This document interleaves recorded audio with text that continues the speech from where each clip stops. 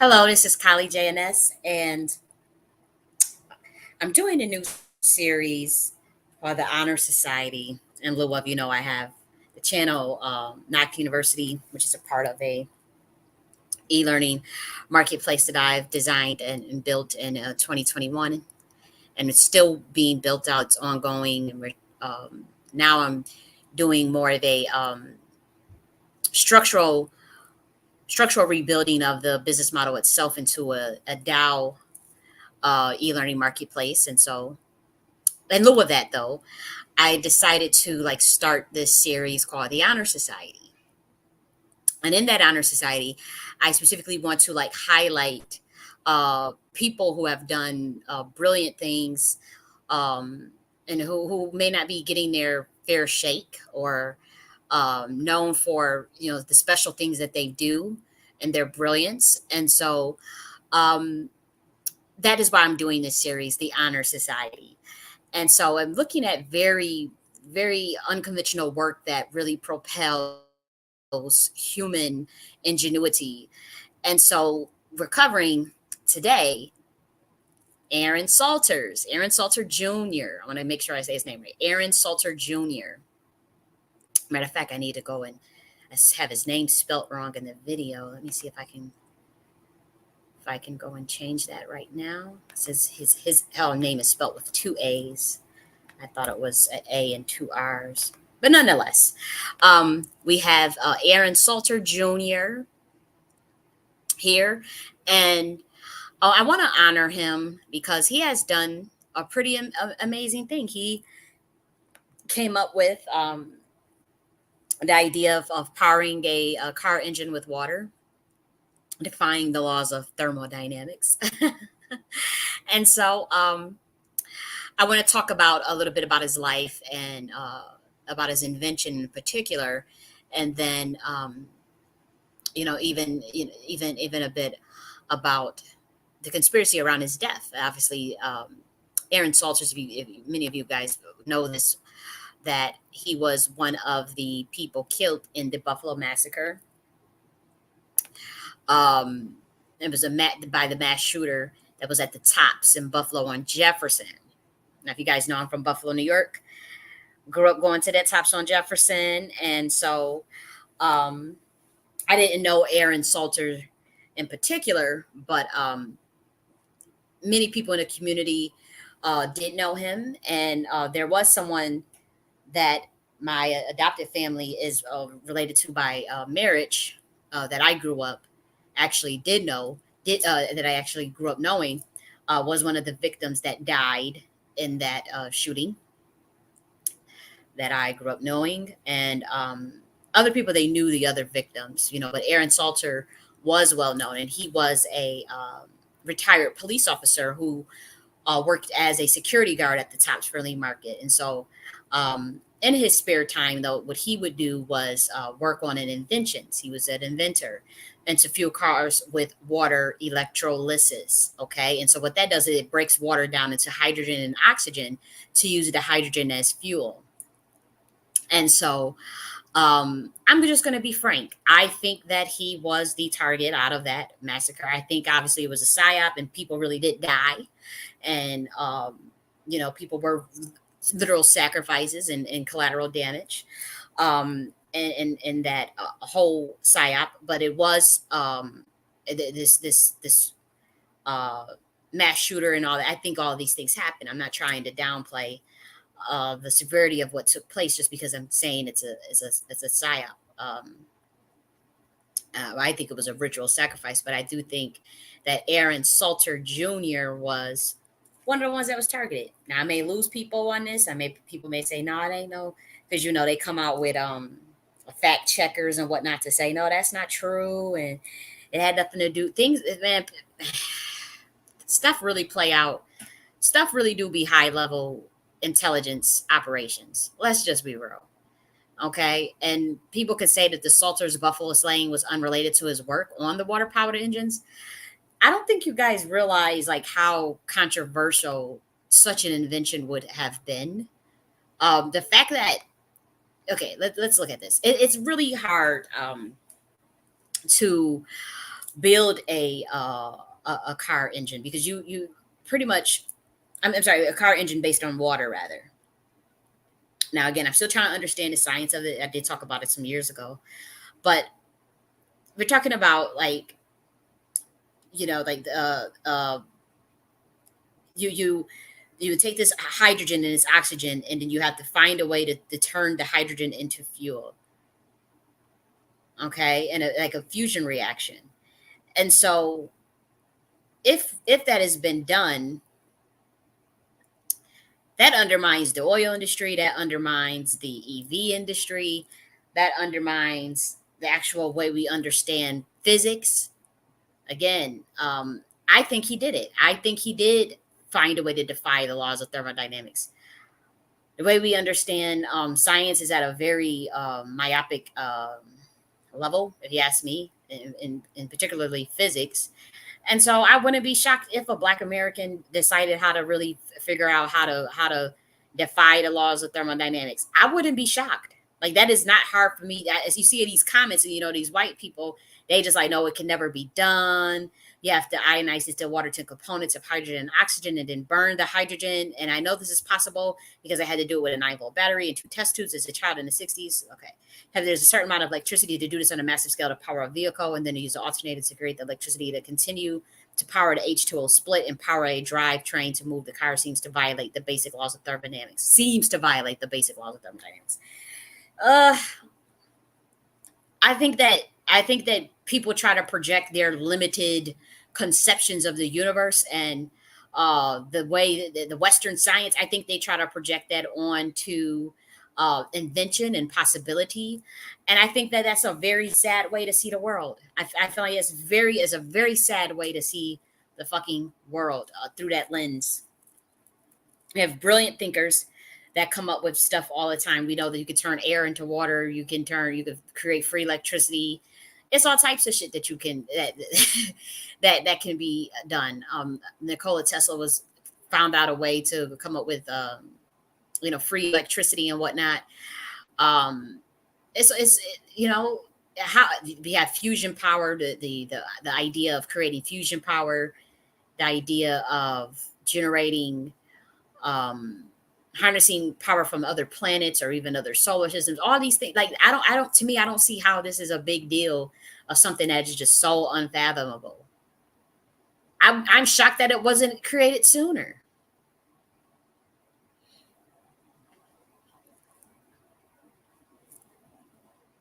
And so you have people talking about, is making a water car against the laws of physics or thermodynamics, or is it just really difficult to have it been solved like reusable rocket was?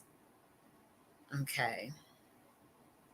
They're saying it's nonsensical. Water is a simple chemical compound that is incapable of oxidation, the most common way of releasing energy from fuel. It reacts with some elements and compounds, but that would be the fuel, not the water. That's what the car can run. Okay, so I personally think that this man, it's not that I think, we do know that he had a patent on this technology. Aaron Salter had a patent on this technology. It's just a fact. And the process is known as electrolysis. Okay, so it involves splitting water into hydrogen and oxygen using electricity and then using the hydrogen as fuel. And so this technology does exist, but there's challenges in terms of efficiency, cost, and infrastructure for widespread adoption.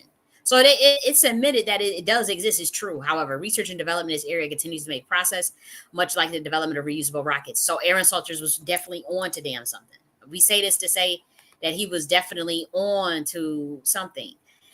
And the fact is, let's be real. Aaron Salters went to Hutchinson Central Technical School of High School, um, Central School, Technical School of Excellence in Buffalo, New York. That is the same high school that I went to. So we call it Hutch Tech, but it's called Hutchinson Central Technical School of Excellence. Okay.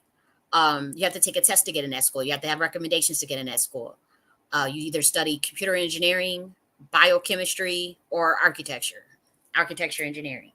One of those. Now they got AI and robotics and shit. Obviously, much more advanced things now since we're in 2024. But when I was going, those were the majors that you had, and I'm pretty sure when he was going, they still had computer science and architectural engineering, biochemistry, and whatnot. It's engineering school, high school. It should honestly, if you know some of the people that go to Hutch Tech, it's not a shocker that this man came up with that. It is just not a shocker at all. A lot of people that go to Hutch Tech are brilliant. Now, whether or not they use that brilliance or they fall into mediocrity, that's one thing. But at Hutch Tech, you had to have some modicum of intelligence to even get in that bitch. And there were a lot of people that were very brilliant that went to Hutch Tech, including myself and many others. And so, Aaron Salters, Aaron Salter is a brilliant man, and I believe that he found the way to build a car engine using water, defying the laws of thermodynamics and creating a new way of electrolysis in terms of finding a way that was efficient. Okay.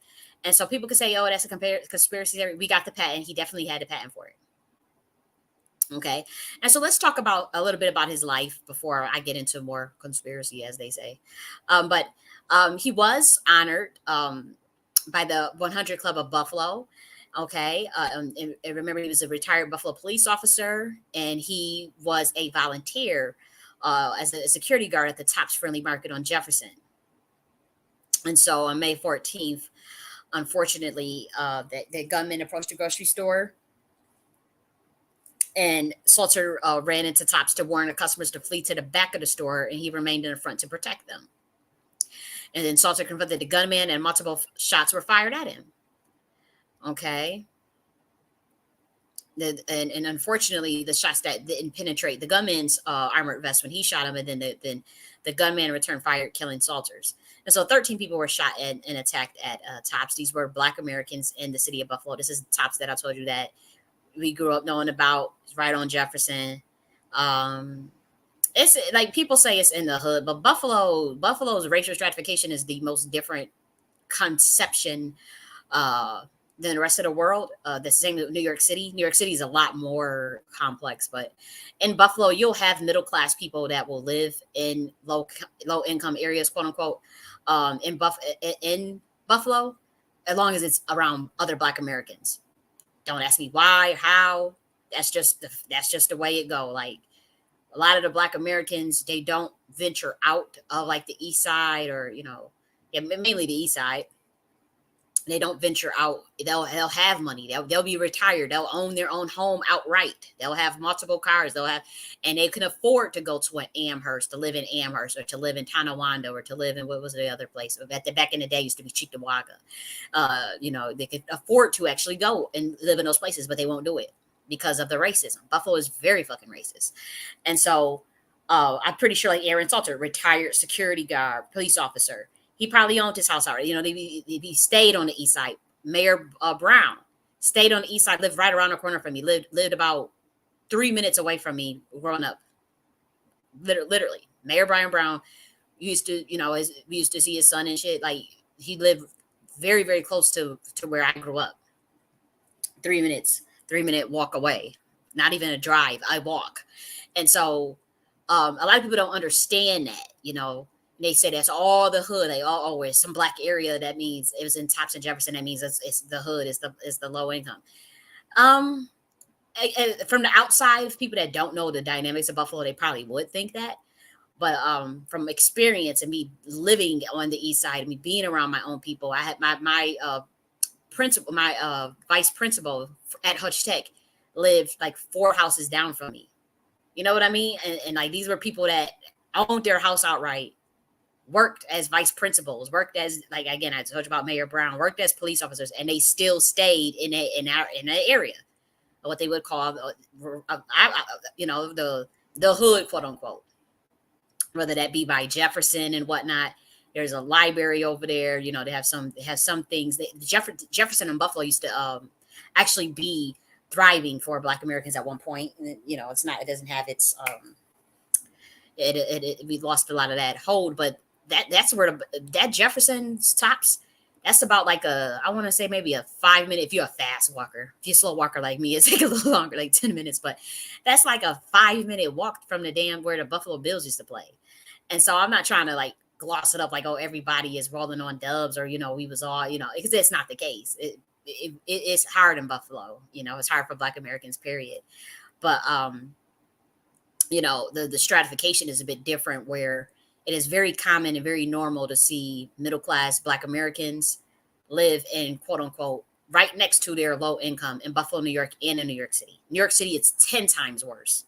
I literally stayed. I remember I lived in New York City, in East Spanish Harlem, and um the townhouse that I was staying in, this was like a $1.5 million townhouse. It was right across the street from the fucking project. You literally walk outside, you see a crackhead, a drug addict shooting up heroin, leaned the fuck over. That's the level of stratification. Like it, that's just, and I wasn't obviously paying no. It wasn't my. I was renting, out of that townhouse that the other person owned. The other person had. It wasn't. I'm not saying I could afford it. I'm not trying to stunt here. It wasn't my townhouse. I was just renting uh, from someone. But the value of the townhouse itself was like 1.5 million, and it was just right outside. Right when you step outside, you will see right. You will live right across the street from the projects in Harlem. And you'll see this all the damn time. That's not nothing new. You see them brownstone houses that's 2 million, 3 million, $500,000. And right across the street, there's the Section 8 building for the black folk that you can see crackheads coming out of it. It's just reality in New York City. You can make 100K. It'll be 100K nigga living next to a crackhead in New York. So New York City is way worse than Buffalo, because Buffalo, we we don't it's Buffalo had got bad, but we started to get better in terms of that, and people started to really clean. The crime and stuff got better, but I say this to say that Aaron and Carol Salters, they were natives of Buffalo, of the East Side. They were in their community. They were well known. They were well respected. Aaron Salter, and he was born on September 22nd, 1966. So he's a 22. I'm a 22 too, a master builder. 22 is that's the octave of 11. And so anybody that's born in the 22 has a very inventive mind. They tend to do things out of the ordinary. They think out of the ordinary, and that could be any of the months. But 22, usually, if you study the minds of people that's born on the 22nd, whether that be September, October. I'm born on January 22nd. So I'm very eccentric, Aquarius, but September 22nd is what he was born on, and so he's already 22nd. He's already somebody that's going to be a master builder, a master thinker, a master inventor.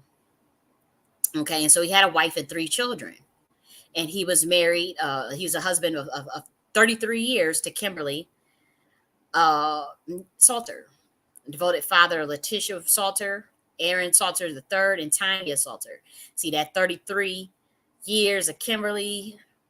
Yeah, see, and he had 3 children. Yeah, so you could look at the numbers in the numerology and see when I say that was a hit. I'm not just making that up. I really think this was all planned out by the numbers, and I do think that they knocked that brother off because they did not want that invention getting any legs, because Black people be finding cheap ways to solve incredibly complex phenomena. And so I do think that was something that they planned, and he was the main target, and then the rest of the people. You never let a good crisis go to waste with these people. This is how these people think. You never let it. How do you kill as many birds with one stone? So if you can knock the inventor out the way, we got a couple of sacrifices for some other people. Again, a lot of them people that died in there, you got to study their background, study the numbers, study what was going around. You had Kathy Hochul's from Buffalo, New York, the governor. Biden took a trip all to Buffalo, New York, when all this stuff happened. Look at the play. It's always these same key figures. Look at what was going around, what was going on at the time. And so Aaron Salter was a dear brother of Cashel Durham. He's a cherished uncle of Carol, AJ, and Ashley, adoring great uncle to Camilla, Trey, Malaya, Casey, and Carrie. And so Salter attended school 78 from kindergarten. So back in the day, remember, and I'm pretty sure this might be an American thing, but you used to go to um, the school with a number, like school 78. I went to SIP 54 on Sierra Street. Um, school 50, was it 54? I actually want to look this up because this is how the numbers in Buffalo, Sears Street, Buffalo, New York. I want to see if they still have that school. I was just thinking about this today earlier too, in a nostalgic sense. Yeah, PS School 54, or is it 58? School 58 or 54? Damn, that just really get my goat. How I can't remember my kindergarten school. But nonetheless, this is about him. He attended school 78 from kindergarten to 8th grade. You see, he graduated from Hutchinson Technical High School in 1984. Remember I told you about Hutch Tech? That's the school that high school I went to. He went to Hutchinson Central Technical High School. Okay. And so, we were looked at out of the high school, Hutchinson. I'm trying to go out of the high school franchise in Buffalo, New York. We were looked at as the bougie black niggas. Like when how high schoolers, they'll hang out with each other at track meets, basketball games, football games was really popular, like among high schoolers in Buffalo, New York.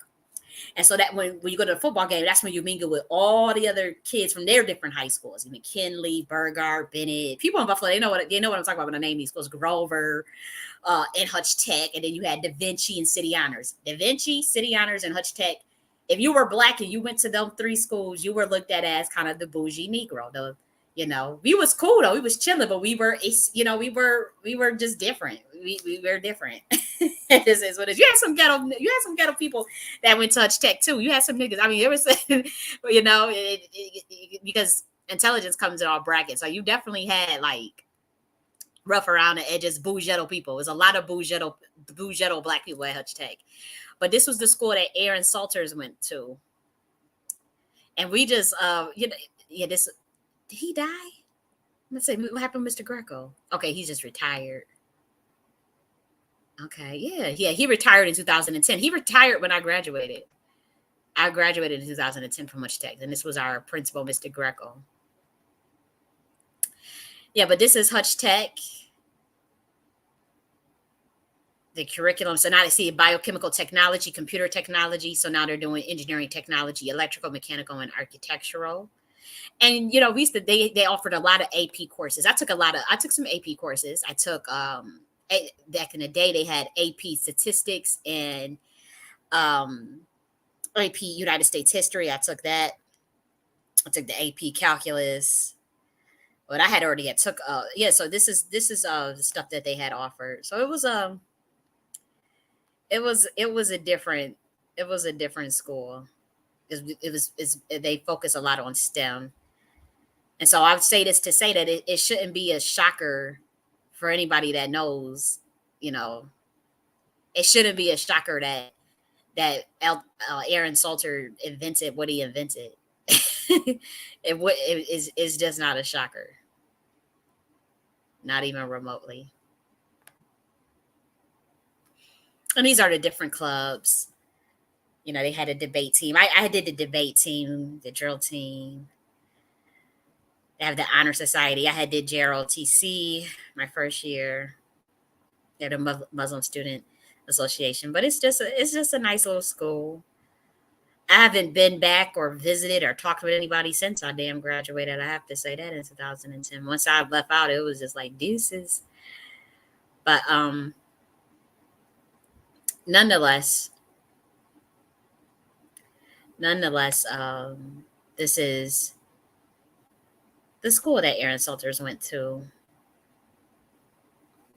I think they still make you take a test to get in. They still make you take a test to get in.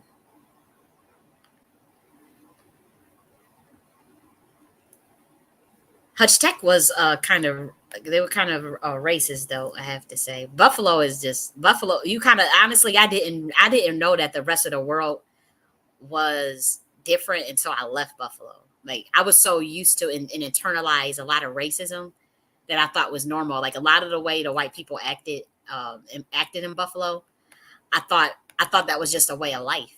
Like I didn't know. Like when I went to New York City and when I moved to like Atlanta, that's when I saw like black people living so differently and acting so differently. Like I had never saw like black people like living like it's all middle class areas, like all black people living like all in middle class, like Ellenwood or like Conyers or Alpharetta, black people living out in Alpharetta. I just never know that shit like that existed. Like I didn't know. Like in Buffalo, New York, it would be like if you had a family member that lived in Amherst, like oh that's like like oh they're bougie, they got money, you know. And I have an aunt that lived in Amherst, but it's like oh you live in Amherst, you know. And it was very rare because Amherst was very racist. It was very rare to even to have black people out there, you know. Even if they could. Now I have to say there was black people that can afford to go out there, and they never did. They never did. But you know, when I got to Georgia, I was like, whoa, black people in Georgia like live better than the white people in Buffalo, New York. Straight up. Yo, the black people in certain parts of Georgia. I'm not gonna say like in the hood of Atlanta or nothing like that. No, was it College? Not College Park. You know, certain areas of the Southwest Atlanta. I'm not gonna go that far, but I'm just saying, in certain areas of Georgia, absolutely, the black people live better than the white people in Buffalo, New York. Like the white people that live out in Amherst and Orchard Park, there are black people that live better than them. I would even say on average in Georgia, and you know, and then when in New York City is racist, but it's a lot different still. You feel a different energy. You feel more free in terms of movement and just the way white people would treat you. Like there's some certain places you can go to in Buffalo, New York, where everybody, if you're black, and you'll walk and everybody will stop and look at you. Like there's a Tops, not the Tops in Jefferson, it's another Tops that's way out. Okay, there's multiple Tops, Tops in Buffalo, and I remember clear as day, clear as motherfucking day, going to a Tops that was way out. All I want to say was Tops on Maple Road. It was. I just remember we were driving for a long time. Tops on. I want to say is it Transit Road, Maple Road? I know it's in Amherst. Was this the Tops that we went to? I think this is the one. I think that's it. It could be a different one, but I think it might have been a farther out from here. But I remember walking in one of them Tops, man, and everybody stopped. All the white people stopped and turned and looked at me and followed, and their eyes just followed wherever I went. I was like, what the hell? And at the time, believe it or not, I had got so accustomed to that kind of stuff growing up, because it used to happen like if you go to a Petco or if you go to certain stores out like Niagara Falls Boulevard, you know, you could just feel it. And I didn't realize that wasn't normal until I left.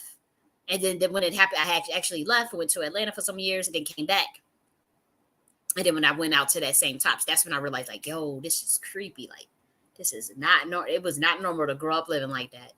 Oh my gosh, that is not normal to grow up living like that. And it kind of made me feel boxed in, and you know, for those that want to know, like, why was she so going so hard against, you know, why was she going so hard in the reparation space, and so fighting against, you know, injustice and racial stratification that the Black Americans were going through. You have at least a background of why, coming from Buffalo, New York. it kind of that kind of traumatized me in the sense of feeling that energy. If you're empathic, you could feel racist ass energy, and or like people making you feel like something is inherently wrong with you when nothing is wrong with you.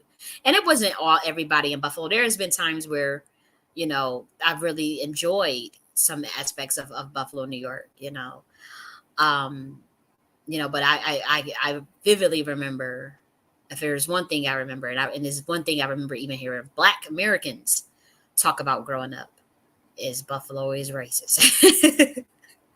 It's just something we always discussed. Like, Buffalo's so racist. Buffalo is so, you know. And that's why a lot of the Black people leave Buffalo and go back to the South. A lot of the Black Americans, they end up going back to the South. And, they think, oh, the South is racist. There are pockets in the South where there are Black Americans that live better than what you would be living in if you were in New York. So that's why a lot of people go back. Okay. And so after Aaron Salter graduated from Hutch Tech, he attended Canisius College. Canisius is I want to say it's Jesuit, I believe.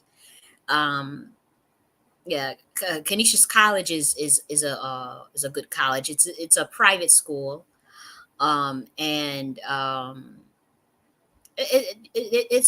a good school. It's expensive, but I lived around the corner. That's what I'm saying. Like the stratification in Buffalo is different. I literally lived around the corner from Canisius College. Again, at Canisius College is like I think that was about like a 5 minute walk, 5 minute walk up the damn street. You could literally see right up the street. You know, that's and then you go for the front. That there's Mayor Brown on Hughes Street, and I grew up on Humboldt. But yeah, Canisius College was very close. And then that's when he took the police exam and found out he was accepted in 1989. And then he was a police officer for 30 years. And so Aaron, he was a family man. He did so many things. He had a passion for music, home renovations. He played chess. He had strong religious values. He played also drums and bass guitar at the church. He also was a substitute teacher for the Buffalo public school system. A lot of retired Black Americans, they become substitute teachers. That's pretty much common. I grew up seeing that. And so he cared for the students. Um, he had his favorite sports teams was the Buffalo Bills, Notre Dame, and the Boston Celtics. And he was known to be just a very intelligent man. And he appeared on Shark Tank to present his patented project. That's why I think this man was knocked off, man. He was on Shark Tank. I didn't even know that. Well, we know he was killed, but like I think it was planned, is what I'm saying. um, and so people saw him as a beloved police officer. He was just a good person, good natured, down to earth. Okay,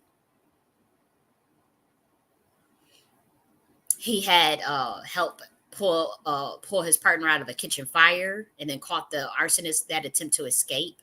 He faced a life threatening incident when he and his partner responded to a burglary in progress. The two officers were confronted by a 25-year-old man who had approached them from behind with a loaded gun. Okay. And so he's did a lot. He risked his life to protect others. He lost his life to great violence, racism, and whatnot, and and I honestly suspect it was because of the things that he was able to do with the water engine. I don't think for a second. I don't, and they want to say like, look at this. They trying to say, oh, they fact checked it. Aaron Saunders was killed by a mass shooter because he was working on creating a water powered car engine. And then they try to say, oh, it's fake, it's conspiracy, because a lot of people on Facebook were talking about this, and it was shared tens of thousands of times that it was a completely hydrogen fueled system. And so the last person that tried to come forth with an invention, they died too. And so it's something about this where they don't want people to. His name was Stanley Mayer, the other person that died in 1998. They don't want people to talk about these type of things. If it was a targeted attack and a hate crime, racially motivated violent extremism. And he had tactical gear, and he drove 200 miles from his hometown, Conklin, New York, to the Tops grocery store. Okay. And then he shot 4 people in the parking lot, 3 of whom died. They went inside, and then he shot 8 more. And like I told y'all, I have an aunt through on my adopted side. You guys know I'm adopted. I do know my biological family. We already discussed that. But on my adopted family side, an aunt through marriage was killed. We used to call her Aunt Steenie. That is Joanne's sister. That is my brother's sister. Sorry, my brother's aunt. And through marriage, that is technically my aunt. We used to call her Aunt Steenie growing up. My adopted mother. They used to play cards on. They used to play spades on Fridays, every Fridays before my adopted mom died. Remember, I told you I called her Granny. She used to go pick up Steenie every not pick up Steenie, drop Steenie off every week. And so, she ended up dying. I remember because I had called one of my family members to find out like if everybody was okay. And from how the story was told to me is that my My sister, my adopted sister, called one of my aunts screaming, crying, saying they got Steenie was hit. Steenie was hit.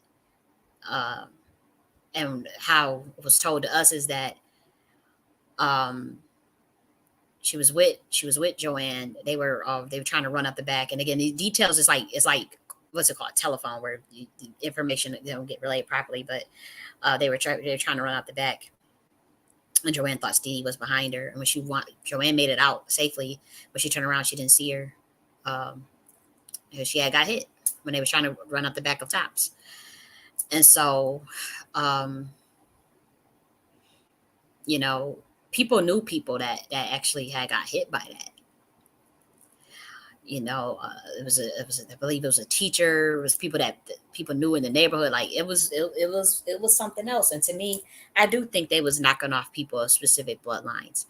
That bloodline that they hit, they are last names Daniels. Like that's the Daniels bloodline family.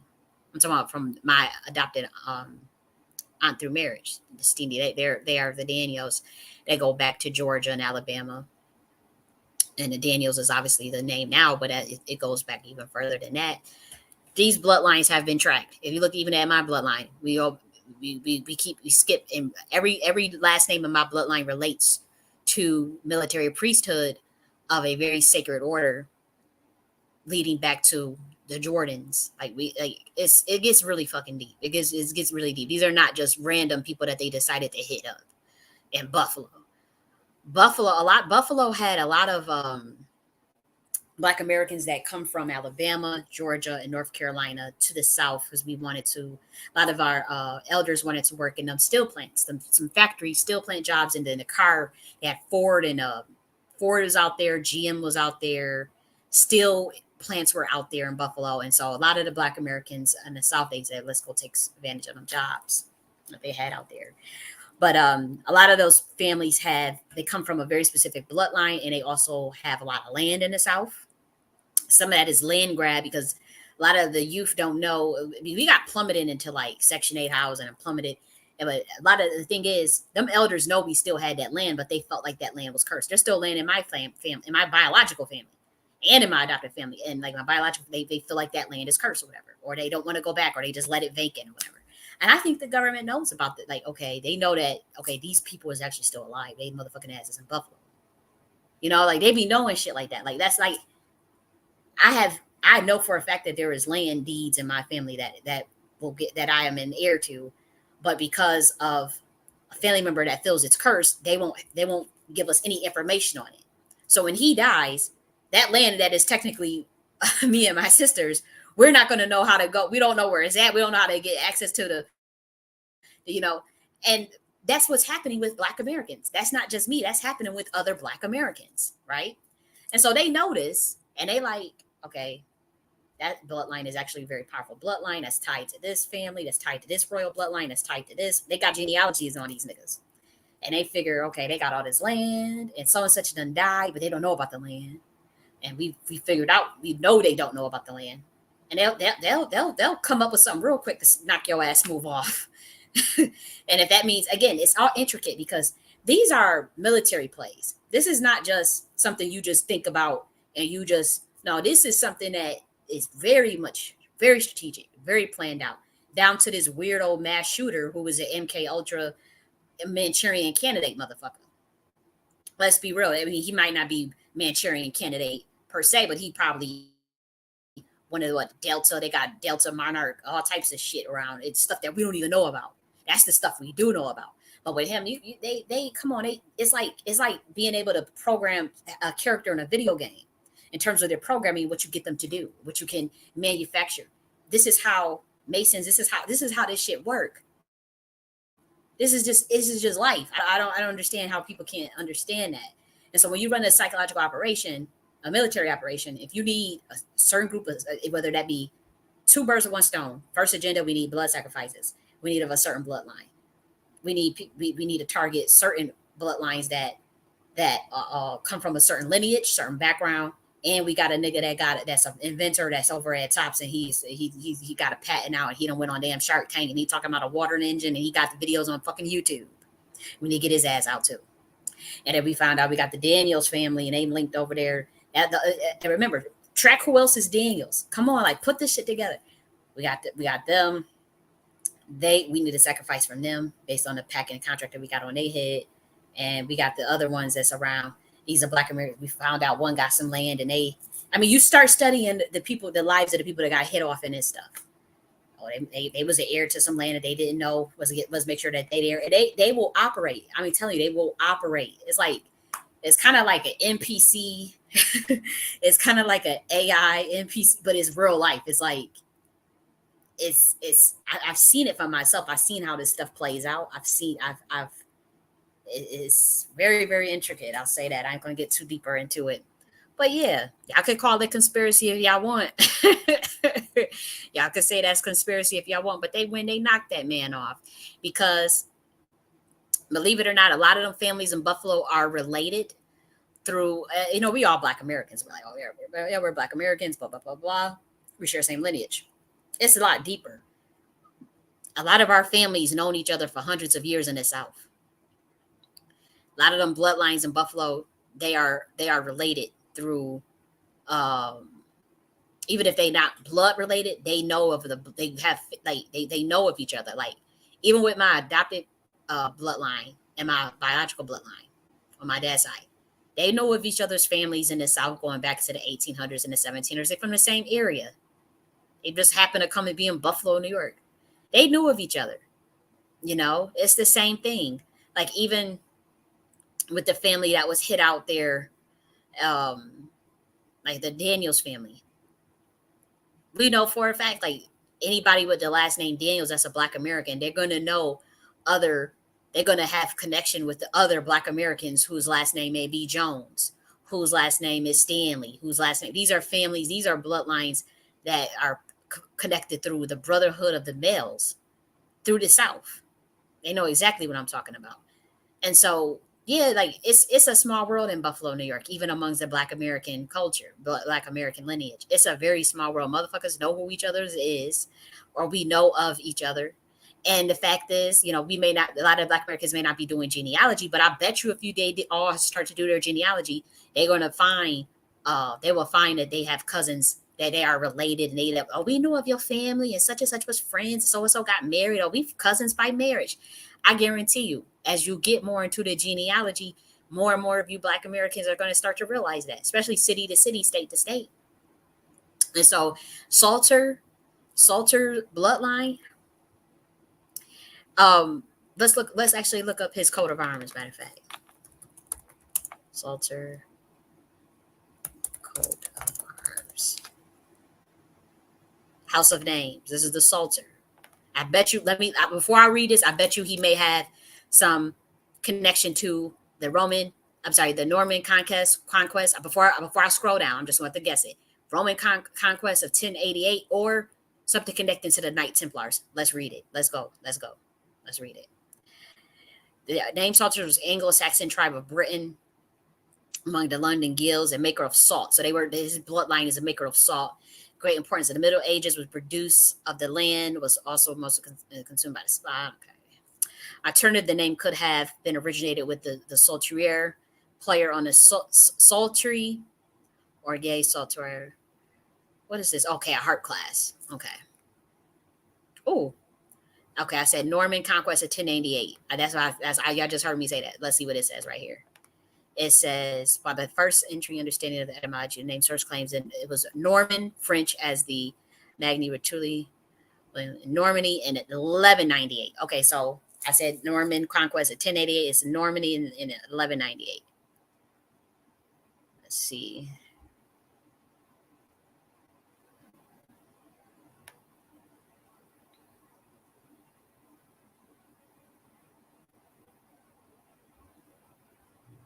Because believe it or not, the last surnames are clan names.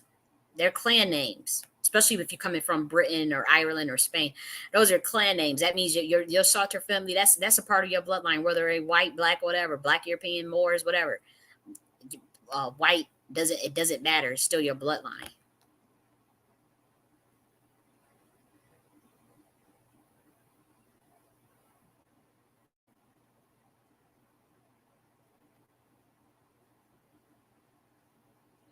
I was for sure he was going to say something about that Norman conquest of 1088 because there's so many Black Americans whose surnames tied to that. It's not even funny.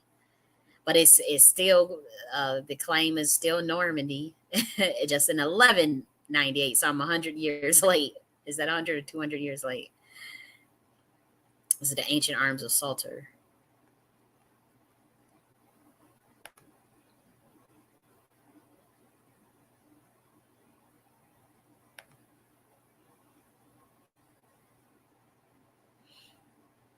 Quick wittedness and a noble nature. Wings are visible. The crown is one of the oldest. A person who ranked or worked and traded and sought. And so that's mostly what his bloodline most likely did.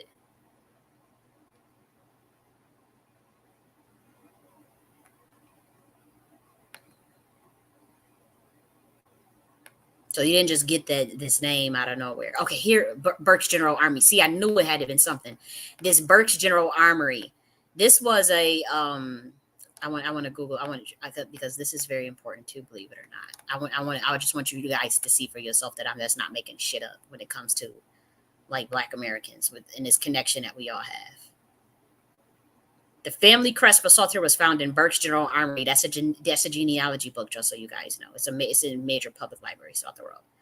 Time there's one that will happen. Okay, so now let's go here. The General Armory of England, Bernard Burke. Okay, this is important because now I'm making my point. You can see this for free. But it's a big ass genealogy book. Sir Bernard Burke. And all Black American names come from. It's a heraldry. It's a heraldry book. It's a genealogy book. This is how you find out about like the last names and the surnames. I was trying to tell Black Americans about this.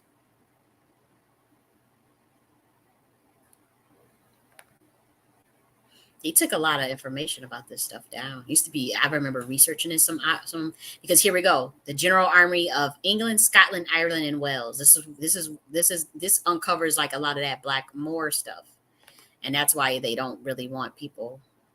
They took a lot about this stuff down. I was on the internet ranting and raving about the heraldry and the Burke's General Armory and Black Americans in relation to the Moors.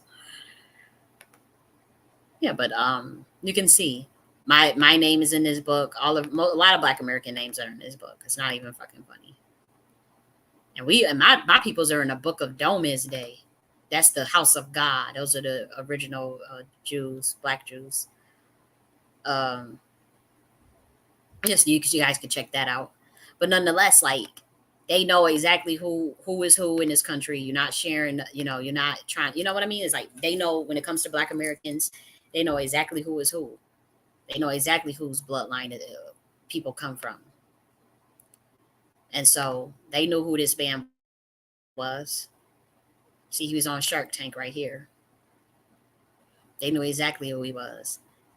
And they knew that, okay, he's inventing fucking engines and all this stuff out of water and all that. And they felt threatened by that. Let's look at the engine right here. Watch to the end, question everything. It was a water-powered engine. Let's see if we can watch it.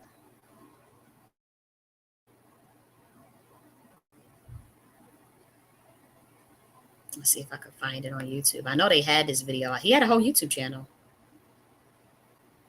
You know what? Let's see. They might have took that YouTube channel down. Let's be real. They might have took his YouTube channel down.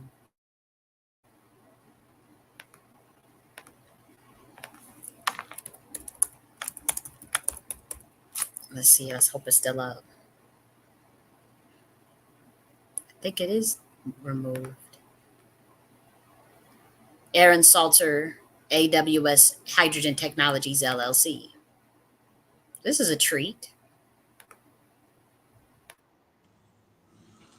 Okay. You'll have to see all of this. See, this is Buffalo, New York, and you got got your you got your hydrogen for your electrolysis.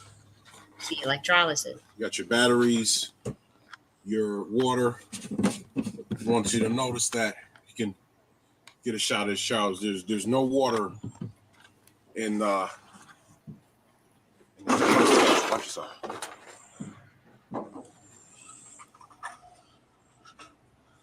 Okay. Tank is empty. All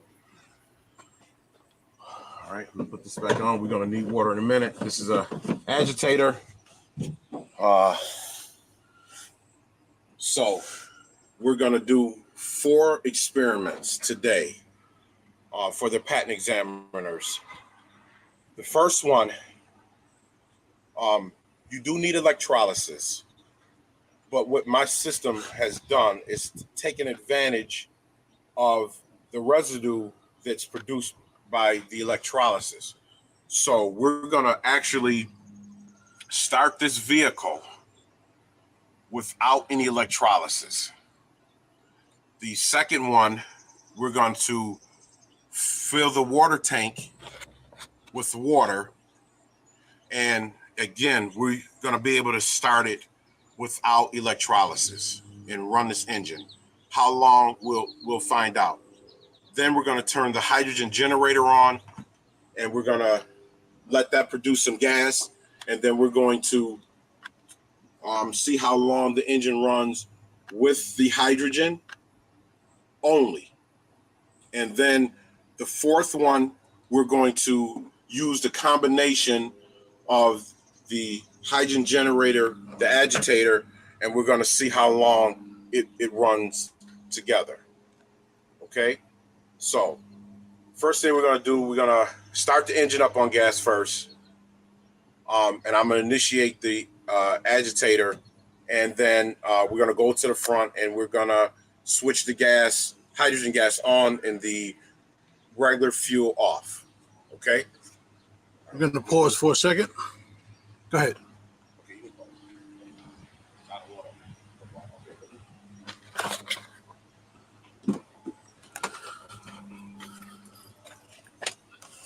So, all right, I'm just gonna start it.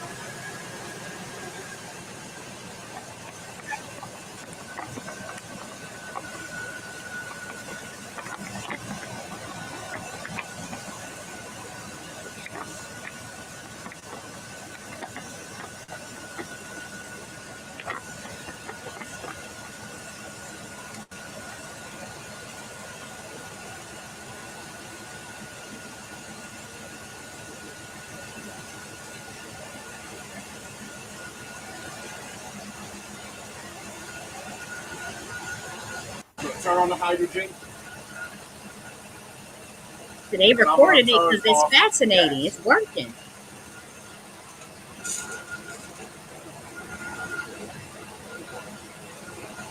Turn on this. The gas is in an off position, and it's running on with no electrolysis.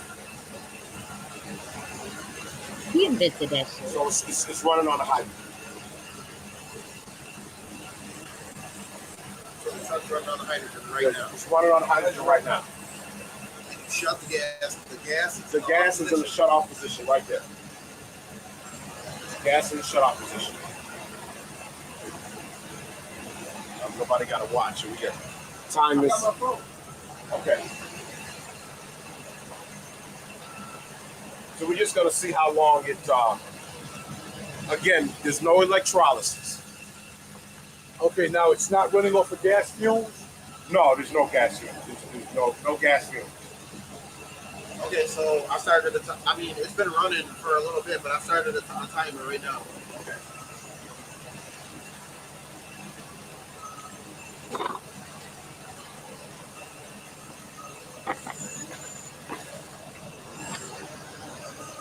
So what we have here is the gas valve. The gas valve is shut off.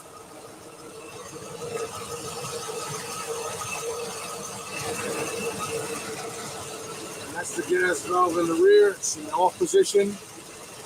And the vehicle is running on pure hydrogen. That's the extra alternator. Fuel air intake. And this is the valve for the hydrogen to engage. We're going to go around to the back of the vehicle and get some information from Mr. Salter.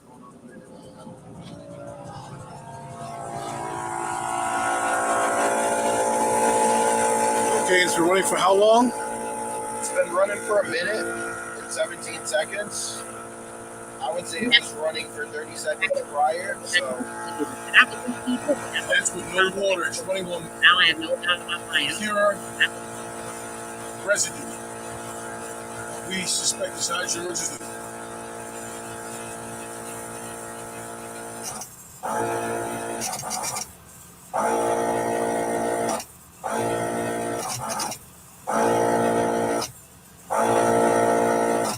Turn that up.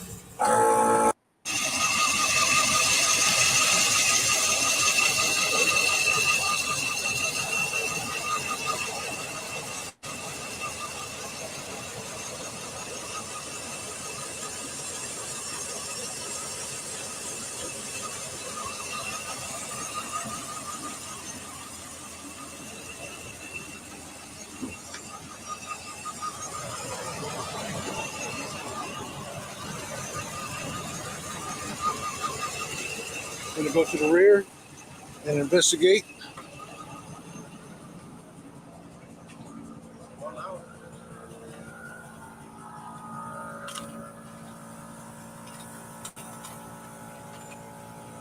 Okay, so I see some movement in the hoses. What's going through that hose right there? Just excess water.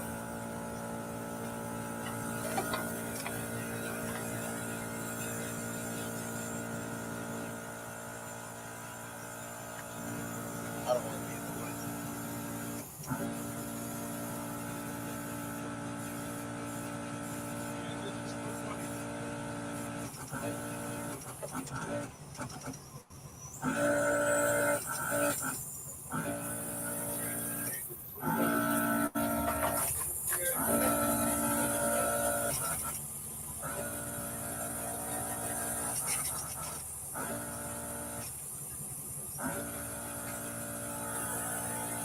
It's been running for about 5 minutes now.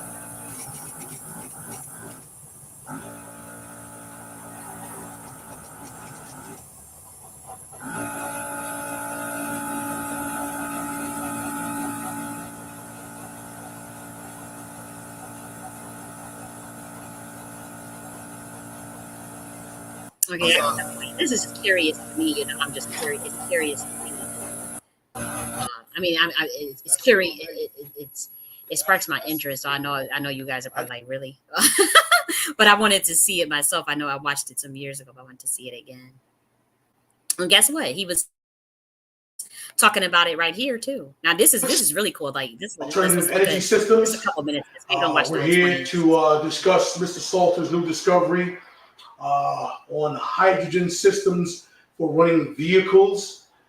So I'm going to ask him a series of questions about himself, and then I'm going to ask him about his discovery, experimenting with hydrogen systems, and how he came about that. Okay. All right, Mr. Salter, a few questions here. What is your current field of profession? My current field of profession, I'm a Buffalo police officer. I've been a police officer about the last 27 years. Okay, Mr. Salter, And what kind of background do you have in, if any, in chemistry, uh, electronics, and automotive mechanics? Well, I graduated from Hutch Tech. I graduated from Hutch Tech in 1984. After I graduated from Hutch Tech, I went to Canisius College. I went there for 4.5 years. Just credit shy of getting my degree. And then that was in 1988. And that in 1989, January of 1989, I went into the Buffalo Police Academy. Okay. And what spurred your interest, Aaron, if I may ask, in hydrogen electrolysis systems for running automobiles? What spurred that interest? Is that the first project you ever had with of this sort?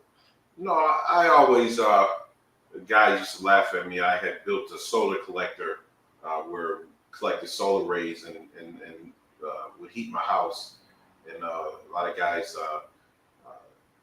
showed interest in me doing that. But in approximately 2011, gas prices had went up to like $5 a gallon. Correct, that is correct. And so I went on the internet and I started looking some alternative energy sources, and I came across an article about electrolysis, and it was very interesting to me. And I purchased some plans of how to run your car on water from the internet, and I got it just to see. I was skeptical myself. I didn't believe that it would work, but I just wanted to see, if you could get hydrogen from water. So I would go around and ask other mechanics, back in like 2011, and nobody had ever heard of what I was talking about, even though it's been around since the 1800s. But nobody in my circle, in my area, I mean, I went around to quite a few automotive shops, and nobody had ever heard of electrolysis. Okay, and for the viewing audience, we'd like to say, and correct me if I'm wrong, electrolysis is a process by which one separates the molecules of certain elements or certain, like water, for example. Right. That's hydroelectrolysis. Electrolysis would basically separate the hydrogen from the water, which Yes. is H2O, Yes. which is one atom of hydrogen, 2 atoms of oxygen. Yes. And with that, electrolysis is a process that separates that. Yes. And that is a process by which, upon doing that, can you explain how, from your perspective, how that Let's just listen can to this actually part. run an This is automobile? important. Well, the people have been trying to do this since the 1800s. So the experts pretty much know from the laws of thermodynamics. Okay, there's 1, 2, 3, and 4. It says that you cannot produce enough, you can't separate the molecules fast enough to run an automobile because of heat. Okay, because the more energy it takes to separate the molecules, the more heat you get. So it has been tried by companies, it's been tried by nations. There have been literally thousands and thousands of people who have been trying to find the holy grail of getting vehicles or engines to run on through electrolysis. Okay, now you can go on the internet and you could see several people claiming to have achieved that. The most that I've seen was from 2012, these videos, but nothing else has come about that process since. How do you feel about that? What is your take on that? Well, I believe that it could. There are additives that you can put in water to make molecules split faster. Stanley Myers, he's one of the fathers of electrolysis. He had a dune buggy that ran off of water, but it was deuterium water, which is a heavy water. It takes it's found naturally in water. But it takes a lot of water. It takes like 100 or a couple 100,000 gallons to make like a quart of deuterium water. And of course, so when you get that hard water, that's the water that's used to cool and power your nuclear plants with. Deuterium water. Deuterium water, yes. Okay, and deuterium is what, an element, a chemical? It has more molecules of hydrogen attached to it. Okay? Oh, okay. So when you split it, you get more of it. So if you put it in electrolyte, you run voltage through it, you'll get 3 or 4 times the amount of hydrogen that you would get from just splitting water. Okay, and for the viewing audience, we'll explain hydrolysis is a process of applying electricity to water to separate the hydrogen atoms and the oxygen atoms, which is H2O, which makes up water. So let's get into your system, Mr. Salter. What is your approach to solving? What have your approach been to solve Okay, we just the want issues to of heat? I'm just fascinated. Does your system use deuterium water? Explain your system to us. Yes. Well, I realized after I got those plans, I tried to build it like the plan said, and I was not successful in that splitting the water fast enough to run a vehicle. Okay. It makes it seem like, okay, if you could use 12 volts to split molecules fast enough to run a power or a vehicle or an engine, then it would be so easy to be done. Mm-hmm. It would already be done. Mm-hmm. Okay, normally people would just be running on it.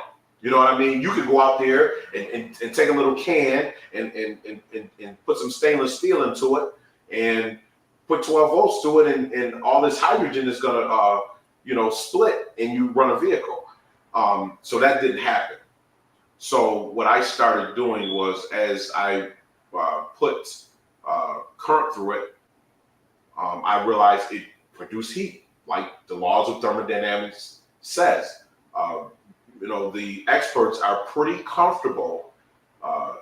The oil companies are pretty comfortable in knowing that there's not going to be many people that's going to be able to split it fast enough. So I realized that if you're going to run a vehicle on water, that it's got to be a system. Okay, it can't just be just putting voltage in a glass jar and splitting it fast enough. So I took an approach of, you need a cooling system, you need a circulation system, more like a system that you can attach to a vehicle. Of course, I have mine on a 2004 F-150. Now, is your system, as you told me prior to this interview, and I asked you, are you using a hydrogen cell? And if not, can you explain the difference between your system and how a hydrogen cell is used? Well, any metal you can use to split it. It's got to just be close enough together, and you have to have voltage. Okay. Correct. Is that what a hydrogen cell is? A hydrogen, basically, yes. That's basically what it is. So it's a process of electrolysis. It's just a process of electrolysis, but a different name. No, it's the same name. I refer to mine as a hydrogen generator, as it produces generators. Most of the industry now, the standard industry, what they do is they have a container. They use 12 volts, and they pipe it into your air intake to let you get more miles per gallon. Right. So if you're getting 20 miles per gallon, if you put this on there, you can get 26, 27 miles to the gallon. Okay, and you at this point, you showed me a working prototype of that particular system. Yes. You'll be able to go on his website to its AWS Hydrogen Systems.com to actually see the actual system run. But I'm going to let Mr. Salter explain what is the difference of his system, the ramifications of his system, and where does he plan on taking his system to. And just finding things out about it because it had never been done before. And so, I mean, I really didn't have anything to reference it to. And that was around, I want to say, April. So about September-ish of that year. Oh, which year is that? Of 2011. Okay. Okay, so you guys get the point. I believe there was like a very interesting comments in the comment section. I remember reading this some years ago. And they said, yeah, like Aaron Salter was the real genius through his alternative energy invention. Okay, and so, we lost a brilliant mind here. Well, here goes someone talking about someone pretty confident that this type of generators that were used to light up the Columbia exhibition in Chicago, 1893, was built. Besides, on the top of that note, Tesla was White House won a contract. Now, it was like scientists in here really like talking about like, it's either this one or the other video. But it was like scientists in here giving their opinion on it. Would be a game changer. See, they said we created hydrogen from water at school in the 1970s. It was the first experiment we did, developing a practical method to run cars. This were in a hush. And then there was one that was talking about like the way that he defied the physics. And I'm trying to look for that comment. I think it was on this video. And so people are saying, what a genius, brilliant mind. I really wish I could find those comments from like some of the people that was like, oh, I'm a physicist or I'm a scientist or and I can't believe he decided he came up with that. Like, I can't believe and they were really breaking it down of the the electrolysis, how it works, and as far as like separating those molecules and then managing that heat production at the same time in a fast enough manner. How do the electrons faster separation? This is a big conception of community. Okay, so maybe this one. No, this was not it. We learned in school that heat increases the speed of all chemical reactions. Also note, simply put, that these electrolytes that increase electrolysis also produce heat on contact. Yeah, so this could have been even a free energy thing, like this was a huge threat. He just said like the oil companies are pretty confident that ain't nobody gonna figure this shit out. You heard him say it right then and there. And then what does he do? He goes and figure it out.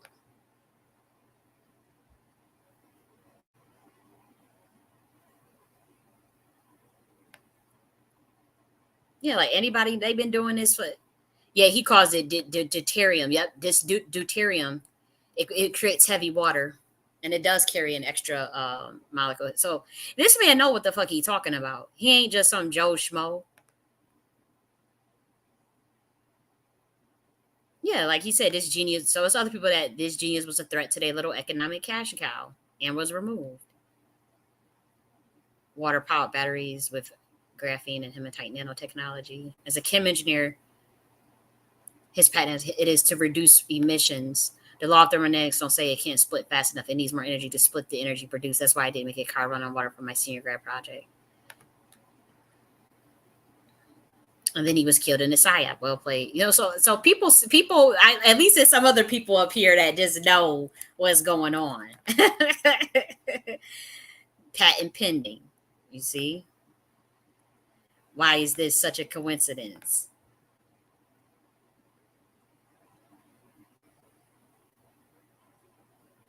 Yeah, the EV companies were threatened. They plan. I mean, come on, it gets real serious, man. This stuff is not no joke. I mean, they play on top of your head, boy, when it comes to coming up a way to get your ass off the paint. And again, they want the most energy extraction. So the Buffalo Massacre, that's the energy extraction. You got the certain bloodlines you need, the people that you need out of the paint, that harnessing of Aaron Salter energy of a genius mind. And then obviously the whole country grieving of it. And you got Black Americans are going to get worked up about it because it's the race involved. And, this is a hate crime. And so all of this is a ritual, man. And so this is what they do. But then they don't let a good crisis come their way. So, they said the government really playing with our top, really made the cover up about race, shaking my head up together. Yeah, they this is high level military operation. High, I mean, I know they get so upset at me. I be you know, talking about all these little experiments and stuff they be doing. And I don't just I could just keep my mouth shut about the shit I see, but apparently other people see it too. So, and that's a good thing.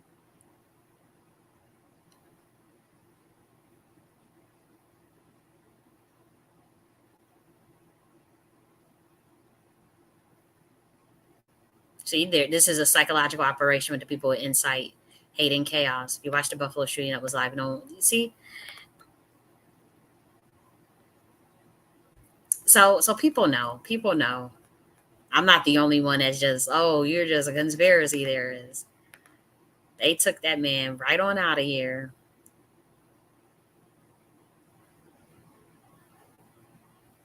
And then they have the fact checkers. Please get out of here, please. But yeah, so I wanted to do the honor society um, for Aaron Salter Jr. Give him his credit, give him his acknowledgement for what he has done. This was not just someone. I don't want to just remember him as, oh, he got gunned down and he was just got killed. This was a brilliant man, genius mind that invented a way to run engines, rather car engines on water. And this could have ramifications outside of just the car industry, running any type of engine on water, and many things. Just the science of reducing emissions, or people say electrolysis, or whatever he did to run to get the molecules to split fast enough while maintaining its heat emissions, or where it doesn't explode or create a fusion reaction. If he did that, that could be used for all types of shit. Rockets, come on.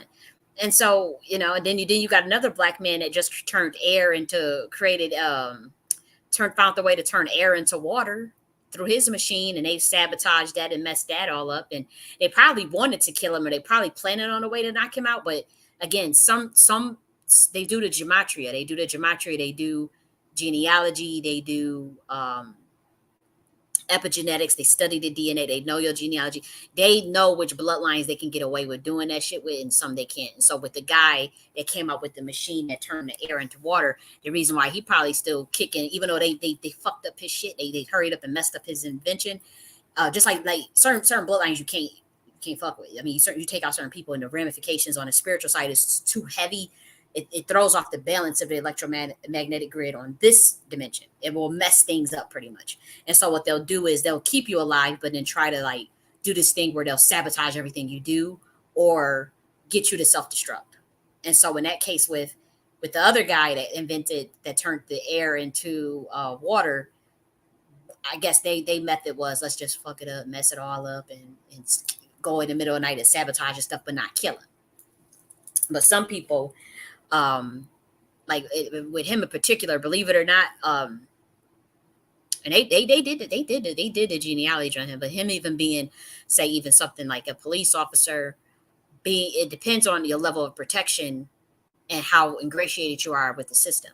I'm not judging him for being a police officer. I don't care about that. But what I'm saying is their ability to touch you quicker, for Black American bloodline, and Black Americans, you could believe me on this or not, I don't care. It is a contingent upon your ancestrals inculcations, whether they were oaths, whatever pacts, whatever deals they made with this system, how far into they're in with it. You know who this system serves. You know who this government serves. How far removed you are from your natural state, or from your melanated cosmology, and your bloodline and your light codes, and how far moved away from that on the spectrum of, just look at it as a polarity degree system. However far away you move from your light codes of natural protection is how quicker the system can get at you. By that I'm talking about whether it be assassination attempts, whether that be sabotaging of your work, sabotaging of, and so a lot of our bloodlines, they did make pacts and oaths, with the system, whether that could be, Masonic oath, that could be dabbling into one of their D9s, their boule, whatever they got going on. The more you walk into it, the deeper, the harder it becomes for our people, our side, the the melanated cosmic family, our galactic family, our energies to protect us from when things go awry. And so it happened to people all the time. That's just like those that go in the music industry, you sign deals and you probably instantly lose your protection. I mean, it'd be real easy to get at you. Well, you have a very lucky few. Like you have a Kanye running around here still, right? But they try to get at him. But for the most part, like, they'll find ways to knock your ass off, like whether it be a Prince, a Michael Jackson, DMX. That's just one example, but they do this in all industries. They do this in the political arena. They have tried to do it to me. They have tried to knock me off several times, steal intellectual property, do all types of fuckery, janky ass shit. And I saw the play on the spiritual realm as a priestess. I said, oh, okay, this is what this is about. And they'll test your protection levels. They'll throw the ringer at you. They'll do every occult ritual, and they lesser key of Solomon. They'll throw the whole Goetia, every demon in a Goetia at your ass to try to take you out. I mean, it gets real deep. It gets real sinister. They will pay family members to try to take you out. They'll poison your food. They'll do all types of shit. This is real shit for people, for Black American bloodlines, whether that be, you from Buffalo, New York. They do this to a lot of people in Buffalo, New York. There's other places they hit you up. I mean, like that Clone Tyrone movie, they that shit is real. They run psyop experiments all throughout the Black communities, all throughout the United States. Buffalo is one of them. I know that there's some places in California, places in Alabama, Georgia. I mean, they get at you. This is what they do. Buffalo, New York, I do know has very powerful bloodlines that is to a very particular family that is an heir to a fortune. The Black Americans themselves, they don't even know what's really going on. They don't know what the fuck going on. And they've been targeting bloodlines in Buffalo, New York. Young Pharaoh, this is a person I grew up with. He's also the Daniels.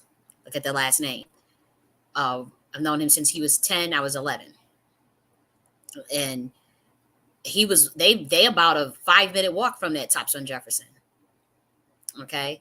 Last name is, they hit up, mind you, they hit up my adopted family, my aunt by marriage on my adopted side. Their last name is Daniels. Look at what happened with young Pharaoh.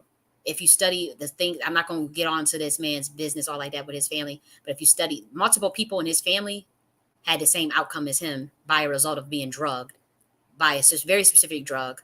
Some of them do have links to the military. That's all I say. This is all well planned out. So when he was saying, I was drugged and I was, yeah, he might have took the drug, but you got to figure they offered it to him. That's how they get you. They offer it to you. They know they already had the chemical reaction of that shit messing up. It's at least 4 people in his family that took that same drug and they fucked their mind up permanently. They already knew that was going to happen to him. They already knew. If we give him this, his brain, that bloodline family does not take good to that particular concoction and will permanently mess him up. And so we don't have to kill him. They can't kill him. If they were to kill him, that will cause ripple effects throughout the universe that is not worth it on this side. And so if they can't kill you, they either going to try to drug you to get you the mind fucked up, MK Ultra your ass, where they can lock you up in an institution, or do trumped up charges where they can lock you in a prison somewhere. Hopefully you self-destruct, or they'll try to get you to kill yourself. That's also another way that they do it too.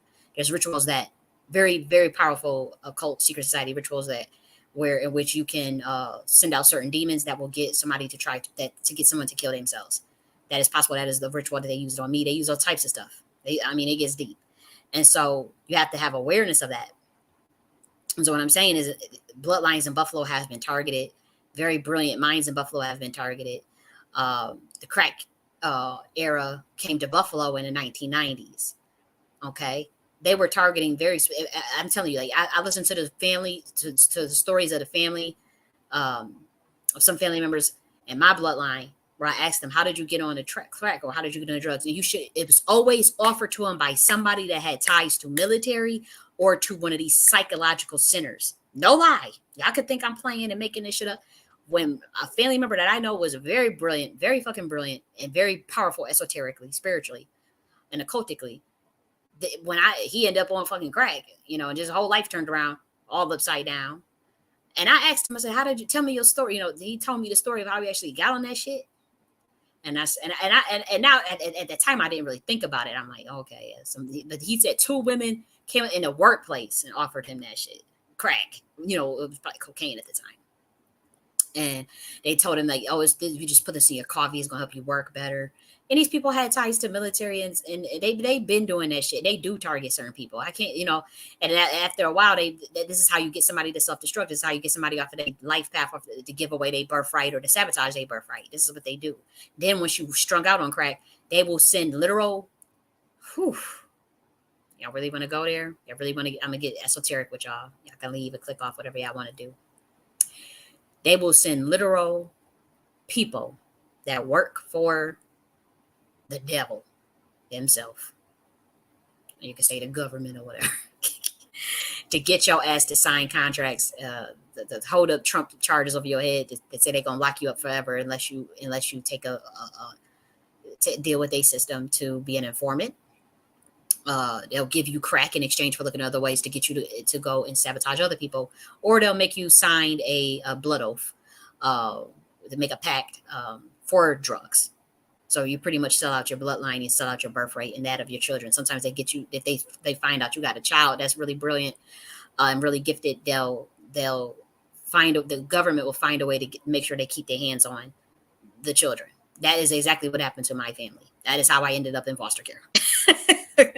I'm telling you from experience. This is my story. Like, I wasn't the one. I've never done drugs. I'm talking about from one of my family members, parent, biological father, and who was military. And so, like, when you hear these stories of Black Americans, they had everything going. Remember that? But it was a Black man that made $3 million in a year doing amazing trading on the stock market, just amazing trader, right, on Wall Street. $3 million, and I think it was $3 to $8 million in a year he made. You know, this was just some dude that was able to get into, you know, the Wall Street trading floor. They offer him drugs. The next thing you know, he homeless out in the street with no money or whatever.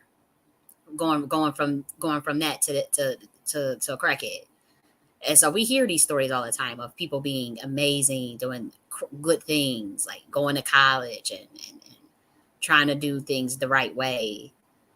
And the next thing you know, that happens. And so what I'm saying is that's one of the targeted hits that they use. That is a lot of these are just the different. I'm just giving you the different scenarios under which they perform these psychological operations, which are always militaristic, which is always designed to keep a group down, particularly Black Americans, to keep a bloodline dormant, have them not thinking too much, have them not ever waking up into who they are, and to sabotage bloodlines for generations and generations, to keep this bloodline from getting back in power, to keep Black Americans, who many are literally the bloodline descendants of David, and they know about these things. They hope your ass is dumb enough not to know. They have your genealogy. I told you that every single last name of my family member is in the book of the Domesday. Let's look that up. Domesday. You know how many? You know, same as young Pharaoh's last name is in that book of Domesday. Do y'all know that book means house of God? It's a book from the royal bloodline. Let me see if I can find it. Domus.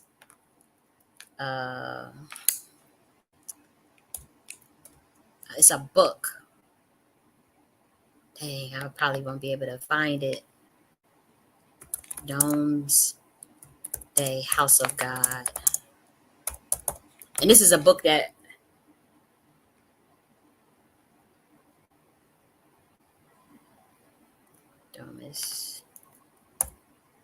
Domesday. Maybe if I spell it this way, it'll come up. But it's a big ass book that was locked up in the Royal Palace, House of Abbey, and you should have seen the way. I'm about to look. I gotta find this because I don't want you guys to think that I'm just making this shit up. Damn, what is that book? Books General Armory. Domesday. Maybe if I find it this way. Oh, this is so annoying. I know I could find it. It's just gonna take me time to do the research to get it. And I thought I had like this stuff saved. I used to have this stuff like saved somewhere. Doomsday.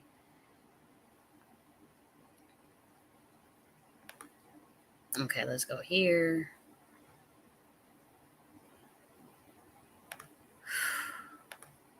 I gotta find this because this book like the romance. They have every royal bloodline name in this book. King of Arms. Maybe it's this one. I'm really trying to look for this book, man. Because my last names of every single last one of my adopted side, my biological side, my literal biological family's names is in this book. And guess what? So many Black Americans' last names are in this book. And what I'm really interested in showing you is how the book was guarded, how the book was guarded, and the play, the spin that they put out of when they made the book public, eventually hundreds and hundreds of years later, the play that they had. But just me being able to show you the way the book was guarded and how you was able to get access to it and open it. That's when you start to realize, nah, that's some other shit going on. This is some other shit going on. And I gotta find this book. But I bet you Salters is in there.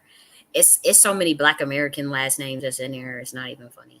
But the creepy thing with my family is like the first and last names was in of my parents, both parents, their parents, aunts. It was really fucking creepy. It was really like, what the hell? And so when I had my little episode and people thought, she went out off the deep end. Nah, man, that shit freaked me out seeing this stuff. And then I told y'all how I was getting ancestral visits in dreams from Saint Bernard, and like all this stuff was tied together, and it just threw me for a loop.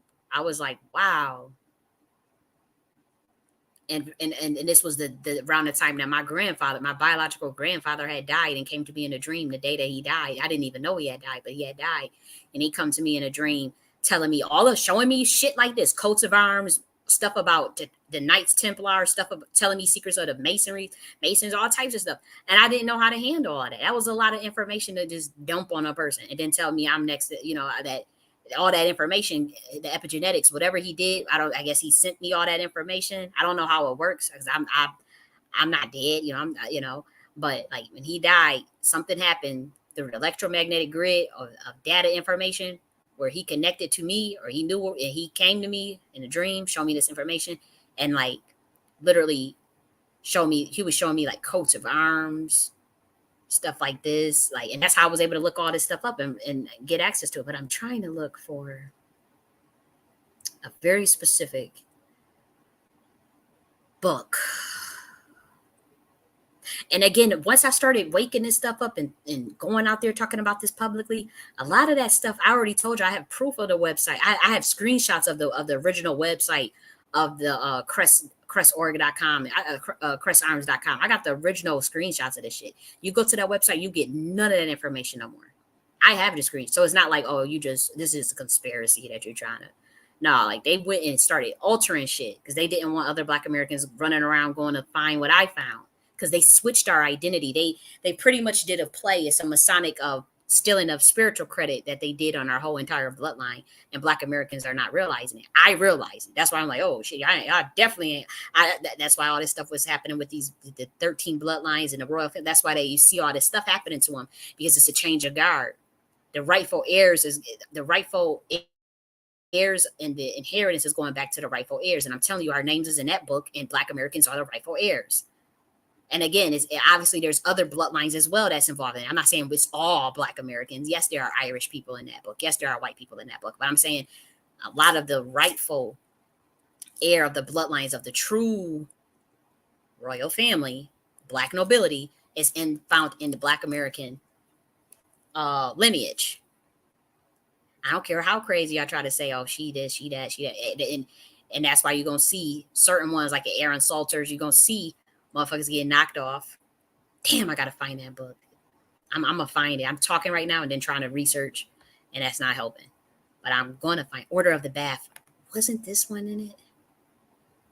Because I was researching all of this again, because my family comes from the military priesthood. Knights of the Bath. This sounds familiar. I'm trying to get that damn book. I gotta find that book.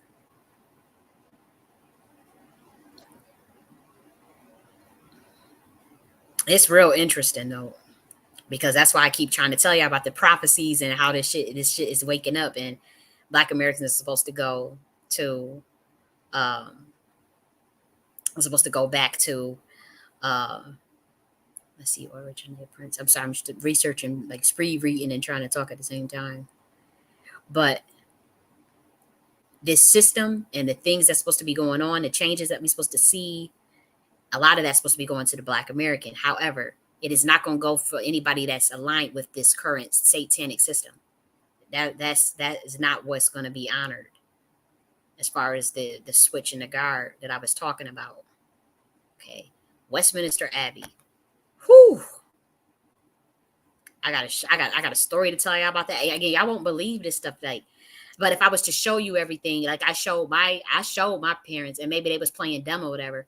But like, I remember showing people in my family the information that I have not even told y'all regarding this Westminster Abbey and the connections with our names in these books and even the grid line, the Masonic grid lines in America. It'll blow your mind. It really will. We getting closer to it though, because the book was in the Westminster Abbey, the Palace of Westminster, the book that I'm talking about. So maybe if we go here.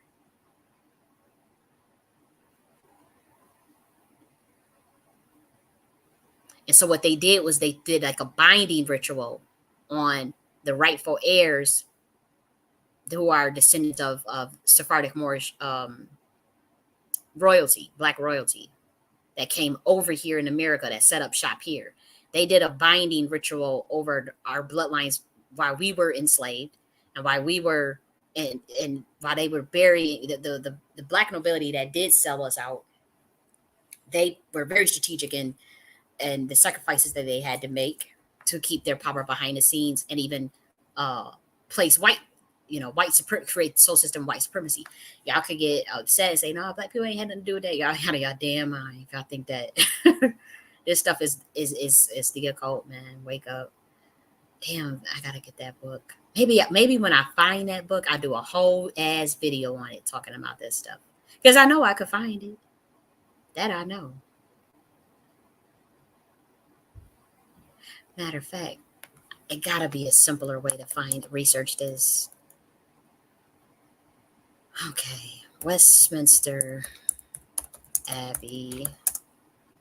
Let's do House of God. Because I know the name translates to House of God.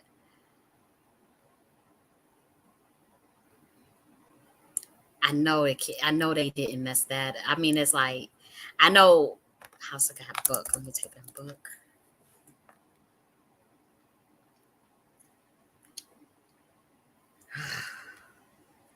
I wouldn't be shocked if they started taking that stuff off the air, but I don't want to. I don't want to fall into like a rabbit hole when I just can't simply remember the name of the damn book. But I don't remember it ever being this hard to find it either.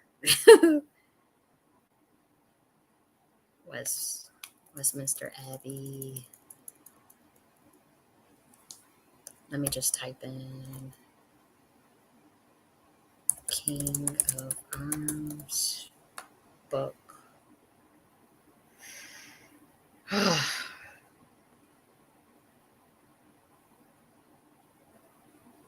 Okay. Fuck it. I'm just gonna pull up my records and have to go through because that is just not making any sense. And then that way, once I get the name, I'm able to tell y'all whether or not there is. Let me just type in this royal bloodline. Okay, let's see.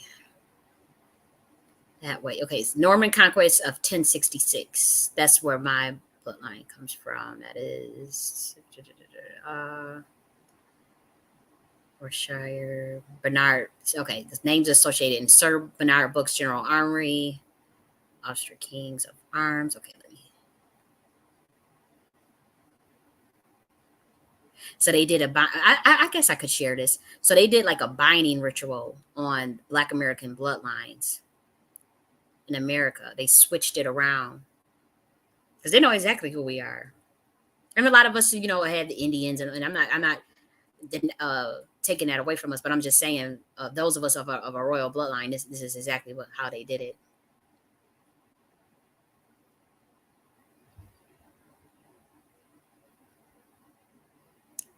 Damn, I gotta get that book. I know it gotta be here. Mullen. See, this was the store I was telling you about. You go to the forecrest.com right now, you don't get no motherfucking research like this. You can look it up for yourself. You can go right here, forecrest.com. You won't get no research whatsoever. You can forget it.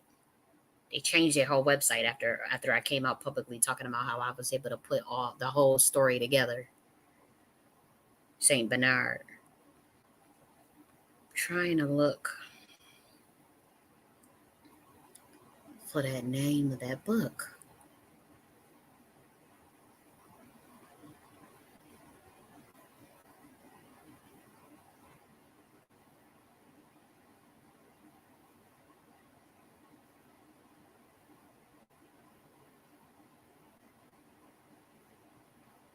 The Jordans participated in the Third Crusade in the Holy Lands.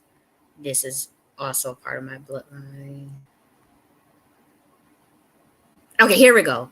Found it. The Domesday Book of 1086. Knew it. The Norman Conquest of 10. This is the book that Black Americans is in. Okay, so now that we found the name, now let's look to see if it's the research on it. Okay. Damn, it was that simple. But okay, here we go. So let's see. Okay, so it looks like the research is still the same. I was typing that in. That feels like maybe I was spelling it with two O's. I think that's what it was. Okay, so this is the book that the Black Americans are in. Okay, so let's read a little bit about it. This manuscript was originally known by the Latin name Liber de Wintonia, meaning Book of Winchester. It was kept in a royal treasury. Nice for a piece of landed property. I wanted to talk about manuscripts. Let me talk about where it was housed at, because Wikipedia, they don't give you all of the information anymore. So this book is called "That's the Day of Judgment," Domesday, the Day of Judgment. And so this is very, very powerful if you think about it. Domesday means house of God, the Day of Judgment, and they locked. But let me show you this. So they just put everybody's name in this book and locked it up in a royal palace, right? But watch this.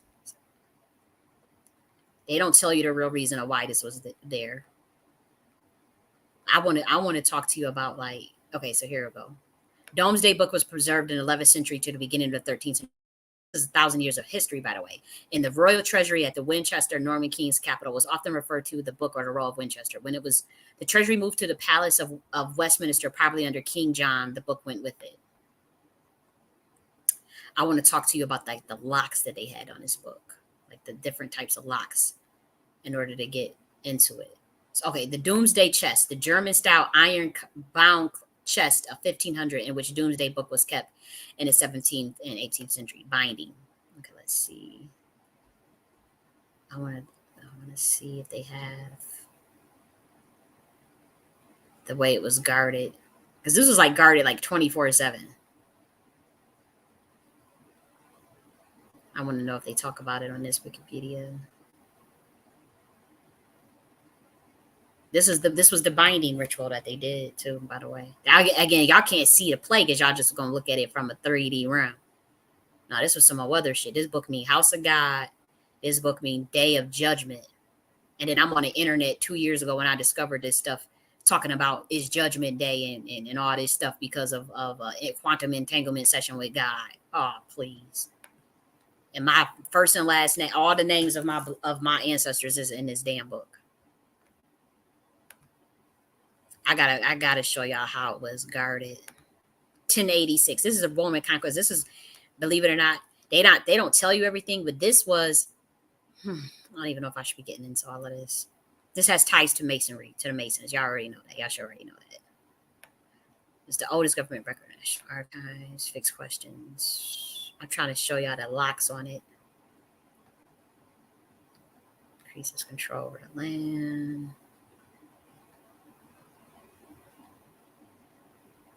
King of Norway order was William, Duke of Normandy. Every Black American's name go back to the conquest of 1066, by the way.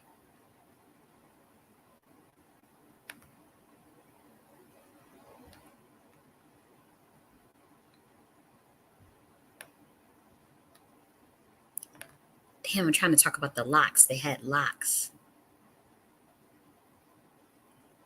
scared or dared even think about causing trouble. Shortage of money.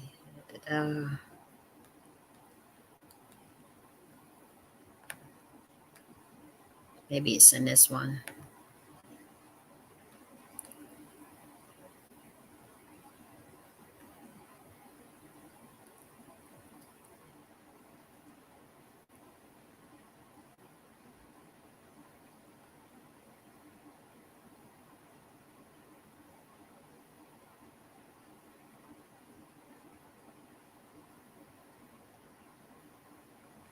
It's not in that one either.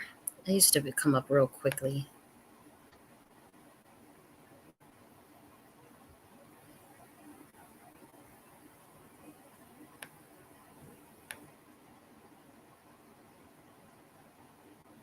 See, look at this. Reference to the day of judgment. That records in the doomsday were final and cannot be disputed. Agreed upon by scholars. And they don't tell you the real reason why this is a binding ritual. This was some shit that they had. And there's so many Black Americans' names that's in this damn book. This is how they reversed the identity. This is how they switched the identities of more Sephardic bloodline. Mix this up with Africans over here, with Indians over here, and just say, oh, you're all from Africa. You're all niggas from Africa. Y'all ain't getting back on that motherfucking throne. Y'all niggas ain't getting back on that throne. And they've been taking us out one by one, like hunting us like fucking rabbits. There's even a second round of inspection. Such measures for justice merely.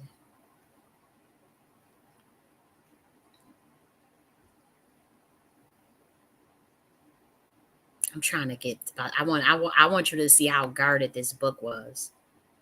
For them to be talking about it was just for some of the shit they trying to talk about. Nah, this was in a palace. This was in the Westminster Abbey Palace. And here's pages of just names.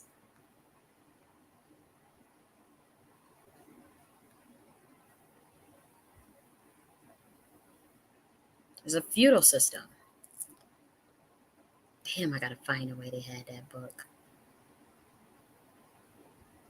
Guarded. Gotta find it. Because that's when you be like, nah, there's some other shit going on.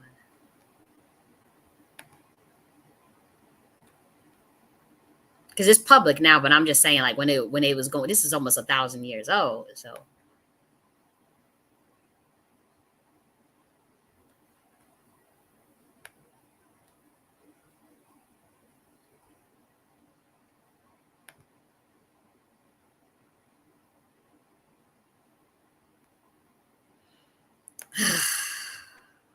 It's so annoying.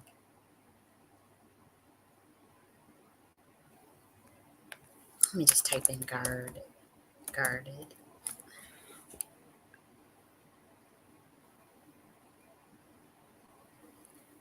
Maybe I'll put treasure chest because it wasn't a treasure chest.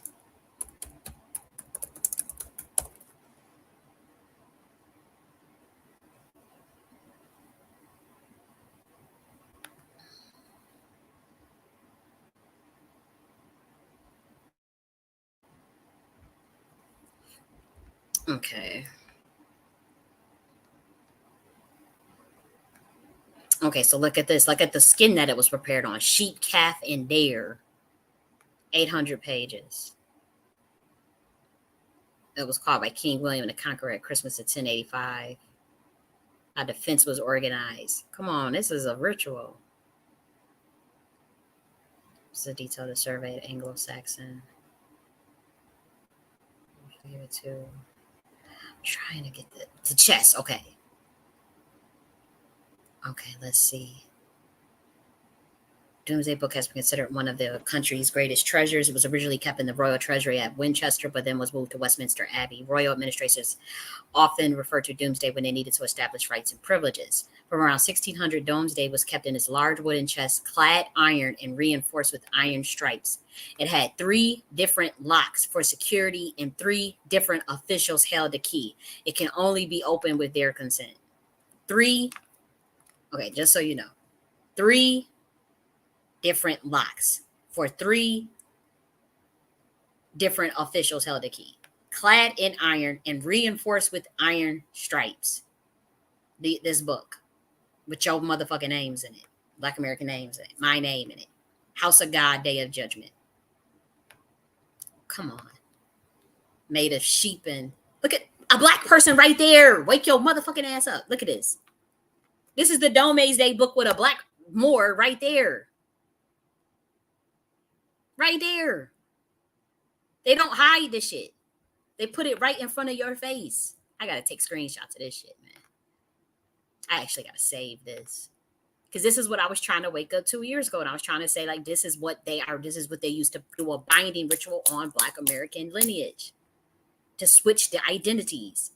The white people that are in power to hide the black nobility. They completely sacrificed the black nobility. Part of the black nobility was sacrificed in America. This is why you see a lot of the situation with us being plummeted into Section 8 and the projects. But then they hide behind the scenes and they run the system with white folks. And it is a system based on bloodline. They don't give a shit about race up at the top. And I know that for a fact. That's why they don't. That's why they be trying to knock my ass off, because I know too much. They don't give a damn about race for a fact, black or white up at that level. That's why your Black Congressional Caucus don't give a shit about you. That's why it's deeper. It's two sides of a secret society that's warring with each other on a bloodline. And one has been totally lost, totally out of the loop. And they've been picking you off like rabbits, but you don't know who you are.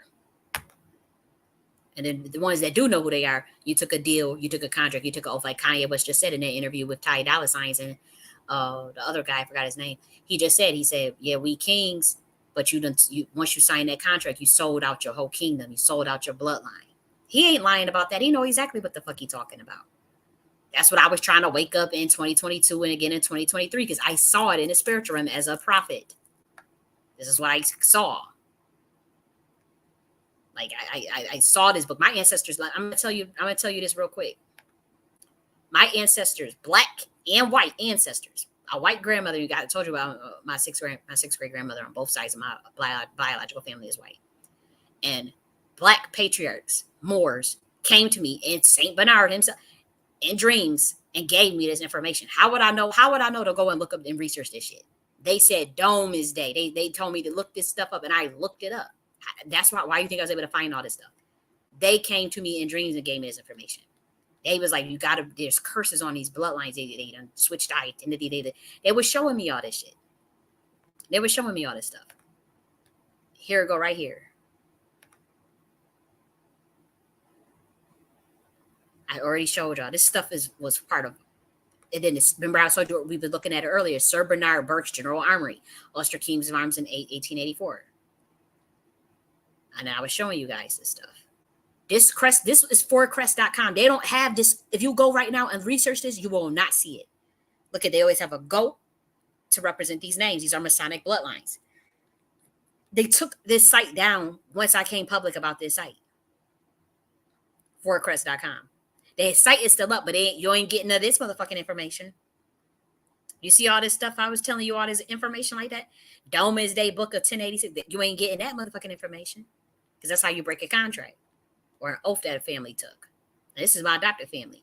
Look, that same goat type ram, these horned figures. Except for the Jordans are Hebrews. Bernard is the bear. Saint Bernard came and smacked my ass up, gave me this information. Like, wake your motherfucking ass up. Look at this. Lunar energy. Look at this, another horned animal. So this shit is dead ass serious. Like y'all gotta stop playing around. And yeah, I'm sharing it. I don't give a damn, because I had tried to wake this up and people was swearing up and down I had just lost my mind, but it's all gonna come out to play. It's all coming out.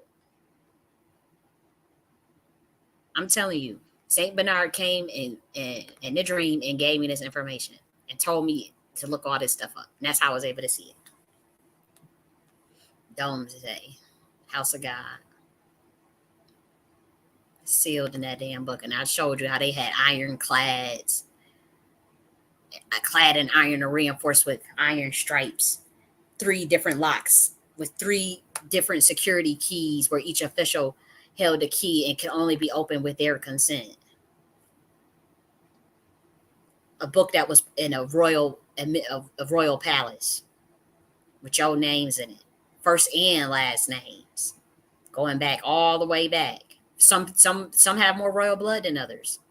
I'm not saying every Black American is in this book. I'm not saying every Black American is of a royal, moral Sephardic bloodline. I'm not saying that at all. Some of you are just Indian. Some of you are just African and white or whatever admixture you got. But they fucked up. They had planned it out. They were in a psyop where they mixed in more Sephardic bloodline with Indians. That's just a fact. They've been doing that in white blood. They've mixed in specifically for those light codes. Specifically for those light codes. And they're I'm not coming at Indians or anything because I am part indigenous. Like I'm not sitting up there trying to attack Black indigenous at all. But I'm just saying because they messed them. They did some horrific things on their bloodline too with binding spells and binding rituals. And they knew that here's the thing, they mixed in that royal bloodline with the indigenous because they knew that them curses would fall on them because it was a group of Black nobility of that class that did purposely sell out a lot of bloodlines. A lot of the Moors, we always went, oh, the Moors did this, the Moors traveled, the Moors did navigation, the Moors conquered Europe for 800 years. Okay. First of all, they enslaved white people as well over there. They was sex trafficking on white women like it was nothing.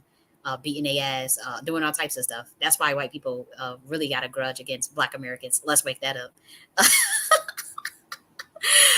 And even some of them African bloodlines, they know exactly what we did and who we are. Yes, we did civilize them. Yes, we did be teaching them things, how to wash their ass, how to do mathematics and astronomy and alchemy and all types of shit, and gave them mystery science. Well, Black men did. Yes, that's all true. But let's wake it up. Y'all was definitely sex trafficking women over there in Europe, beating their ass. Doing all types of horrific things to white people over there. And they never forgot it. That's why they don't talk about that 800 years that they got ruled. That's why they hide it. That's why they hide Dome as their book. That's why they put our name in this book. That's what I'm trying to tell y'all. They put our name in this fucking book and swiped our identities with them so that they could inherit the Masonic credit, karma of them being in a position of rulership over us, why they enslave us and send us over to America after the exile of the Jacobite Wars in Ireland and in Spain exile when they lost the war in Spain as well. And they this is a high level ritual. It is. It's like, okay, we about to steal all of the gifts and the blessings of this more Sephardic bloodline and enslave these motherfuckers and tell everybody from Africa and send their ass over to America and they're gonna mix them up with Indians. And the Indians, we gonna mess them up too. Them Black Indians over there, we gonna mess them up because they have Hebrew like codes too. And we're about to fuck them up. Tell them all they from Africa, and that's it. It's fucked up, but this is the play. They never forgot what happened over there. And guess what? There was certain very, very powerful Black nobility that was in on the play. They transcended to becoming, I don't even know if we want to get that deep. I don't think y'all ready for that. They transcended beyond the realm of the 13 bloodline families that you see. They still have their power. There are Black Americans that are heirs to that 14 family that are running around in poverty, don't know who they are. They are not even human anymore. That's all I'm going to say. Interdimension, I'll just say that because y'all not ready for that information, but it gets deep. I guess they sold out their bloodline, and it's hell to pay because everybody waking up, and we all know it.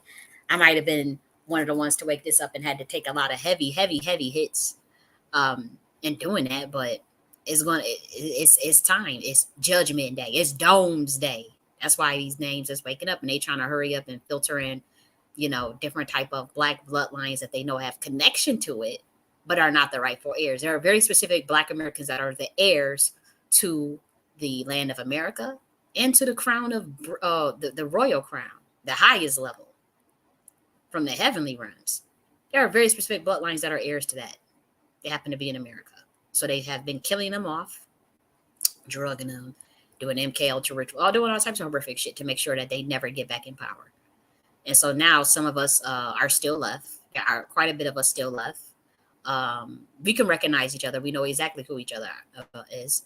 And so what the government is trying to do is they trying to figure out a way to get a set that they know have the codes as well, but they still want to be able to control them. They pretty much be controlled opposition, but still work for the system. Still work for the system instead of transitioning the whole system back to the rightful heirs. They don't want to do that because the rightful heirs would be ushering in the golden age for America. Again, I can only speak about what's going down for this bloodline over in this part of the world. I can't speak for what's going on over in Africa, but hey, because Africa got their own thing that they got to wake up to. They have very powerful awakening and spirits going. They got some very powerful energy going on over there too.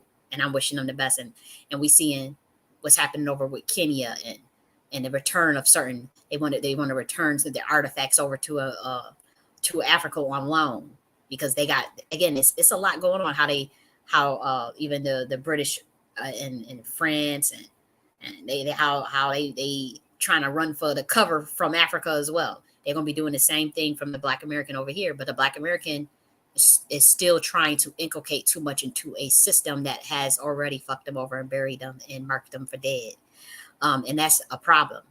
And they can't see the spiritual aspects of this. You saying we spiritual, we got God in us and all this stuff, and we have the divinity and Majaro spirit.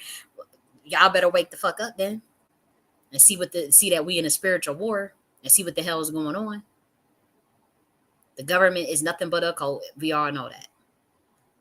It is a cult wars 101. Democrat and Republican, various secret societies. It just is what it is. Now we could always say if we want to reduce it to white supremacy, you reduce it to white supremacy, but make no mistake about the power of bloodlines and that plays in all of this, and a power that this is ritualistic in terms of who gets power and whatnot. And so we can play them games if y'all want to, and we see how how politics run and how presidents get elected and selected, and how all the presidents are related to one another, and cousins and whatnot, Republican or Democrat. The bloodlines that they come from, their last names, who are they related to, and who was next in line is regular as Black Americans that are related to these presidents. Let's be real. I went to school with a kid that was related to fucking Thomas Jefferson, Black American. Like it happens all the time. It's not even nothing new. We know as many Black Americans that's related to George Washington. George Washington was a part more. John Adams. Tommy, come on. Claude Anderson is related to one of the presidents. Same as Dave Chappelle. Like, why are we acting like y'all are not a part of this bloodline? And that's what I'm saying. That the rightful heirs are supposed to go back to a very specific group of people. It's supposed to go back to the bloodlines of the Daniels family, certain families, Holloway family, Stanley family, Jones, Johnson, Washingtons. All these Black American last names that you guys have is supposed to go back to us, this whole system. And it's not happening on schedule. There's a lot of fighting going on. There's a lot of bullshit going on. We in a full-blown spiritual warfare. It's a lot. Y'all should see the stuff that I be going through. It's a lot. You know, I know they can't stand my motherfucking ass, but I know I'm one of them rightful heirs. And I know they about to come up off of y'all about to come up. Y'all about to come up off of a bag, and y'all about to come off of the throne. And my people, we're getting in that White House. We're getting in. We're going to inculcate every aspect of this system and make it better for everybody. We ain't got no intentions on trying to create imbalance and inequality and punish people. No, we want a fair ass system, and that's the only way that is going to be given to us. God is not going to, the watchers, the interdimensional entities that even oversee that deal the, I'll just say this. It's been a change of guard. There was treaties of who was going to run shit, who was going to rule over shit. And that stuff is up. It is null and void. It was up in 2019. You guys took too long to awaken. It's 2022, try to get a warning out. 2023, try to warn y'all again. It's still not waking up. So now the hammer is coming down on y'all. Now the hammer is coming down. It is what it is. And so any of these plays, to try to game our people and fuck over our people, y'all gotta run for cover because we're not dealing with that. We're not dealing with sellout culture. We're not dealing with you know, we gonna sacrifice a brilliant Black American and write up off of their energy like they did with Aaron Salters. We're not playing that no more. And that's why I'm doing a video on it, because I want people to keep it. I want to keep his memory alive. I want people to know who he was. From Buffalo, New York, Hutch Tech, police officer. That's what you see on the surface level. That's what you just see in the Nakhti philosophy, the V2. Remember, content enters the chambers of the self, but it is not the self. Aaron Salters was a lot more than that. In the spiritual realm, and even in the bloodline, epigenetic DNA light code realm. Who the fuck else was gonna invent and defy the laws of physics and defy the laws of thermodynamics outside of this bloodline? Are y'all kidding me? From Buffalo, New York, Black American. Yes, he was targeted. Yes, he was a sacrifice. Just like so many Black Americans. Wake up. And so I'm not letting it go unnoticed. I'm not letting that go. That's why I'm doing Honor Society and recovering Aaron Salters for what he has done. Because they're gonna try to take his memory, try to change the narrative and control the narrative and take his wins away and take what he done away. They didn't even let him get a chance to get it popping like he could have, like he would have with that technology and that system that he created. Because the government want control of that. They know the technology. They got his patent and they got how he did it. They studied how he did it. The best believe they got access to that damn invention that we was looking at. Remember we was looking at the engine and all that earlier when we saw I was running. Oh, you better believe they got that in their possession. They found the way. They paid, even if they had to pay a family member off to get it from them. They got that. They know how he did it now. And they saying, you ain't about to undermine oil industry and EV industry and what we got. Because believe it or not, our government is about 500 years behind a lot of Black Americans' mind. Black Americans are generally behind, yes, but certain people like Aaron Salters, like me, yeah, I'm saying it. Yeah, like it's like the rest of the world is like 500 years behind from the way we think. It just is what it is. And so I am going to uphold Aaron Salters and put him in the forefront and make sure he gets proper recognition in the Honor Society. Because what happened wasn't okay. And it is much deeper. And when it's your family member on a chopping block and you want somebody to speak out for you, what happened to you? And this is not my family member, but I still feel like, here's another Black genius, here's another brilliant genius getting played. This is what they do.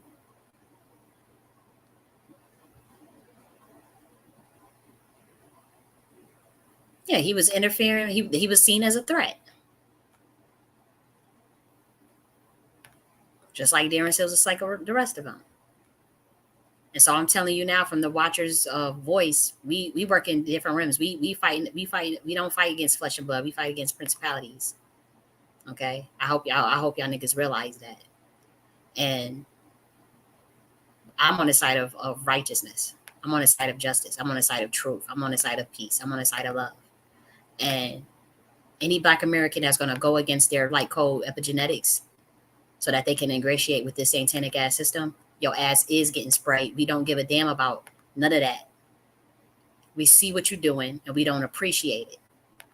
We don't appreciate you aligning with this system to go along to get along. We're not doing that. You want power, you want justice, you want your fair due, you're going to get it. But you're going to do it through righteousness. You're going to do it through your ingenuity. You're going to continue to invent things. You're going to continue to protect one another.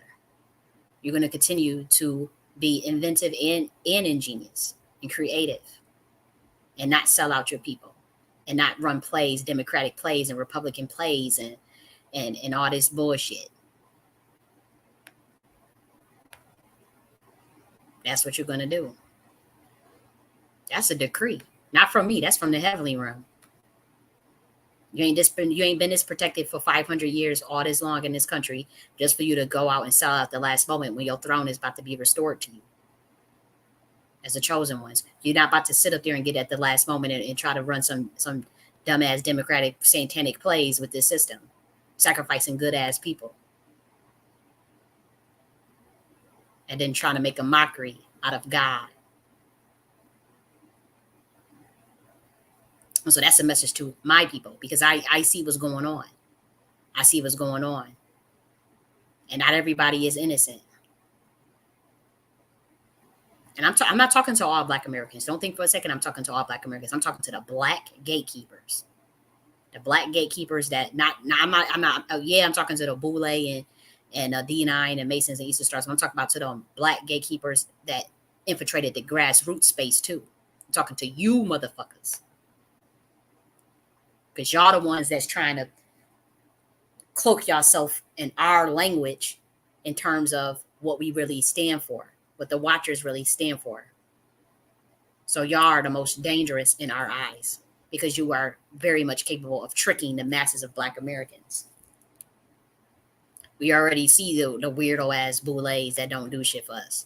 We already know Jesse Lee Peterson and and what, Larry Elder. We know, like we could see them a mile away.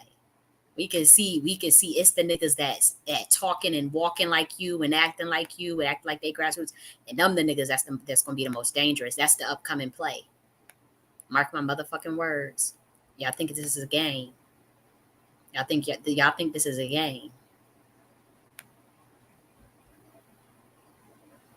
They're about to come around a sacred group of people and had them dangling a reparations carrot and dangling all types of democratic plays on psychological operations on their ass and sacrificing motherfuckers. If you don't think it was Black people, it be Black people involved in this shit, man. It do. And that's why I'm always going to speak up for our fallen comrades and those who were sent to planet Earth. Aaron Salters was sent to planet Earth to give us knowledge of defying the laws of thermodynamics and physics and quantum mechanics, to understand electrolysis, to understand how to separate molecules and use one of the molecules as a fuel while maintaining the heat process. He was sent down here to give us that information. And humans are not even worthy and deserving of getting that kind of information, because they don't stand up for nothing. They don't stand up for themselves, and they don't understand up when their fellow comrade is taken out.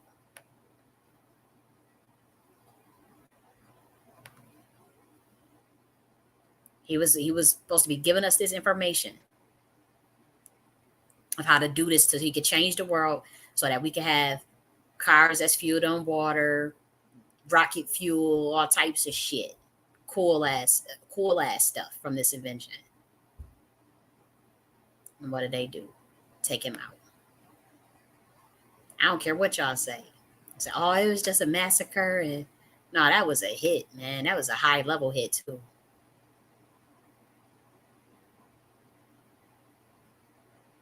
So yeah, I'm saying something about it. Hell yeah. Okay. I know I was on one. Yep, the Jesuits do control this knowledge. Yes, they do. They've been empowered. They a lot of people underestimate them damn Jesuits. Whoo, they got a lot of power. And we know that. And honestly, the Masons in the East are they low on the totem pole compared to the shit I'm talking about. That Black nobility class is even above them Jesuits. And they've been covering that up. And again, them 13 royal families that got the trillions of dollars that you're talking about, the Rothschilds, they answer to them. They answer to the Black nobility still. And the Black nobility is in bed with Satan. And they do have they have mixed, they have literally altered and changed their DNA through mRNA technology. Ben did that thousands of years ago. This little mRNA shit y'all talking about, that's old technology. They Ben did that. They've been changed and altered and got in with them fallen, them Nephilim and them king demons, will you? This is a cult. Now, if people have an issue with me talking about the occult and esoteric sciences, and no, we're not supposed to be going there, we're not supposed to be talking about that stuff. This was revealed to me in dreams. My bloodline came and told me that. I would never forget. I'm sitting here. I ain't gonna hold you. In 2022, I was writing books, just chilling. No lie. I already told y'all the story how I don't allow my ancestors to come in the bedroom. They are allowed to walk anywhere, do whatever else they want to do, or whatever. Okay, at that time I had like a, like a 2-bedroom apartment. It was living room, kitchen, bathroom, and they couldn't come in my bedroom. I said, y'all can go anywhere on it, because I had nice little altar and offerings for them and stuff, and you could feel their energy. I'm not saying I could physically see them or anything, but you could, you could feel electromagnetic energy when you charge. I won't get into all that, but nonetheless, they knew they couldn't come in that bedroom or nothing like that, or try to do a quantum entanglement session. Like that was a no-go for me. That was always a deal. Like even when I was a little kid, I said, I don't want to see no ghosts. I don't believe in seeing ghosts or spirits. I don't want to see no quantum entanglement. I don't want to see none of that. And that was always, I remember a little kid saying that to God, like, don't show me nothing about no ghosts or nothing like that. I don't want no spirits. Or, how people could see me, how psychic mediums could see spirits and all that. I never wanted that gift. I never wanted that. And it was always cool. But that day, it must have been an emergency. Because I'm telling you, I will never forget like it was yesterday.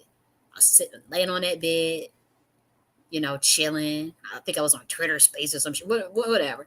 And no lie, one of the ancestors came just straight up in that room. And I said, what the hell? You ain't supposed to be in here? And that's when she was showing me all of this stuff about doomsday. That's when she started showing me all this stuff about this knowledge. And this was a white woman. Then that's when I went to sleep, and I had that dream about my grandfather who had died. That's when he came showing me all this stuff about the ties that some of these black nobility bloodlines made pacts with Satan. And they for power, not even monetary power, like straight up power, like that, which involved them mixing in with interdimensional beings.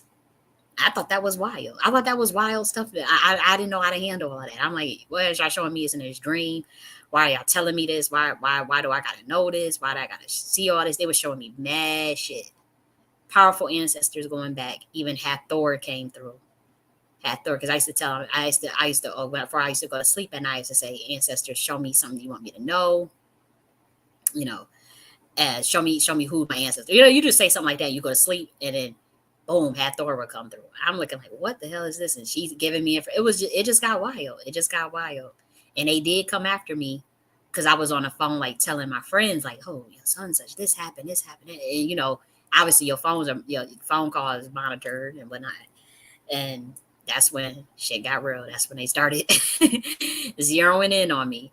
Because I was talking about this stuff. I was talking about the Domesday chest. I was literally on the phone like, yo, her names is in this book. And look at this book. And look at these pages. Look at this. She's sending them all this information. Look at these coat of arms. Look at this. Oh my gosh, look at this. Look what I found. And that's what it was like. Oh, a nigga done woke up and then found out a way to crack. That again, this was a ritual. This Domesday chest thing with this ironclad and all this stuff with our names in this book and locked in the royal palace. This was a binding ritual. That is what my ancestors told me. They said, look at this binding ritual. Look at this. And if I was to show you what I just showed you, and I was to show you my ID, and you was to look at the names and the connections of Westminster Abbey and the names of the grids, the Masonic grid lines that's on my ID and where I was staying at this time with this, knowing that I told you that my bloodline's names is in this book. If I was to show you those connections, it will freak you out. It will literally, your blood will run cold to see when I'm talking about a binding ritual and the Masonic grid lines in America and how this stuff works. How it's a sacred science of geometry and alchemy. I mean, this is some real. I mean, you would be like, whoa, that girl. Okay, she really did crack something. Like her, like this stuff with the ancestors really speaking to people and giving them information. That shit is real. Because how would I have known it? And they was literally trying to. And I lived on Westminster Street off of Abbey with next to a Masonic lodge, King David or King Solomon, and then my biological mother's name on one side of the street, and the biological name of my father on the other side of the street, right on Westminster Abbey. And I showed y'all my ID, it'll freak y'all the fuck out. The numbers on the house, like, whoa, I'm in like some time loop shit. I'm like in a time loop. Like, and I remember I found that out. My blood ran cold. Whew. And after that, it was on and popping because I'm not afraid to talk about this stuff now, but you better believe I was on the phone like, yo, what the hell's going on? 2 years ago. And, oof. Oh, yeah. And it was telling me about like the swiping of the consciousness, the mind swiping of the consciousness and how you could transfer it. It was, I mean, my ancestors, they was giving me the tea, boy. It's like, well, they been doing this. La, la, la, la. Saint Bernard was coming through. Oh, Saint Bernard is so angry at the fucking Masons. It's not even funny. And you know, he's the co-founder of the Knight Templar. Like, that's my ancestor. He came to me, was like, we gotta do this. We gotta do this. I mean, some wild shit. It's some wild shit, man. That was some wild this uncovering this stuff. Uncovering. And then to see that like other Black Americans is dealing with the same thing, but they don't know. And their names was in this motherfucking book too. Come on. I'm like, nah. That's I say. I gotta tell my people about this book. Like, I went on Twitter Spaces and was talking about, and they show came for my neck. And I was kind of, like, when you hysterical, part of being in two realms at once is you lose sometimes situational awareness if you're in a spiritual state of mind. People may say that, oh, you just went crazy. No, a lot of that's just that's a part of the priesthood, and dealing with a quantum entanglement session, being in two dimensions at once and whatnot. And they had that movie everywhere, everything everywhere all at once. Watch that movie if you can. It's silly, it's kind of goofy, but that's really how quantum entanglement looks, and that's really real shit. Just like I know, that's real. That's why that movie did so good. And that movie has a lot of esoteric codes if you pick up on it. But everything, everywhere, all at once. No lie, a family member called me right when this stuff was going on, right when I was talking about the domes HS, and said, you need to watch that movie. Because she knew what I was going through. She said, you need to watch that. No lie. She said, you need to watch that movie. Because that's what you can do. And that's what you are. That's what you're going through. And you need to watch that movie and let it go. Just watch that movie and chill the fuck out. Because you know too much now. And that was her. That was and it took me months to actually go and watch the movie. And I was kicking myself in the ass. I'm like, I would have been more in a calmer state of consciousness, a calmer state of mind, and not panic had I just watched the damn movie. But I didn't. It took me I didn't watch that movie until 6 months later after that event happened. But yeah, so Black Americans, if you can, watch that movie everywhere, everything, everywhere, all at once. When you have your little moment, when your ancestors start coming to you, or when you start seeing in the spiritual realm and seeing contracts. Remember, I was when this all had occurred with these names and stuff in this Dome Days chess book, House of God, House of Judgment. That's when I was in the spiritual realm and I was able to see soul contracts. No lie. And I talked about that in that Ryan Garcia video for those who want to know more about it, about the Ryan Garcia. I did a video said, is Ryan Garcia having a nervous breakdown or is he speaking truth to power? That video, I break down a lot of stuff too. That's a real deep video about the occult and esoteric sciences and quantum entanglement and all this stuff. If you guys want to know more about it, but it's deep. It's real deep. And so I'm about to end it here and do another video on honor society with I'll save the name for that. I'm gonna do it right. I'm gonna take a 5-minute break and just come back on here and do another honor society video. I do want to put my links to my website in the chat real quick, and I'll be on my way because I gotta pull up my sources for the other person I want to cover. Yes, but Aaron Salters, I just want to let you know that we have not forgotten about you. We are thinking about you, and we are thanking you for your invention and the genius inventive mind. We know who you was. We know that you were sent to give us this information, and I just want to thank him. I don't want him to think like people in Buffalo or people of the world don't see greatness and honor their own when they have a genius among them. I'm tired of that shit. Like, no, we about to honor our own, because I wouldn't want somebody to do this for me, you know? And so I'm going to hold him in high esteem and have a moment of silence for him, because he didn't deserve that. Matter of fact, let me share his picture. He didn't deserve that. He didn't deserve that at all. And so I'll put my information if you guys want to contact me, want spiritual readings or links to my books or whatnot. But I'm about to get off of here. God bless you guys. And dang, I was supposed to only spend 30 minutes. I told myself, I was like, I'm only gonna talk for 30 minutes about this situation. It's 2 hours and 30 minutes. I'm so long-winded. Okay, guys, I'll talk to you guys later.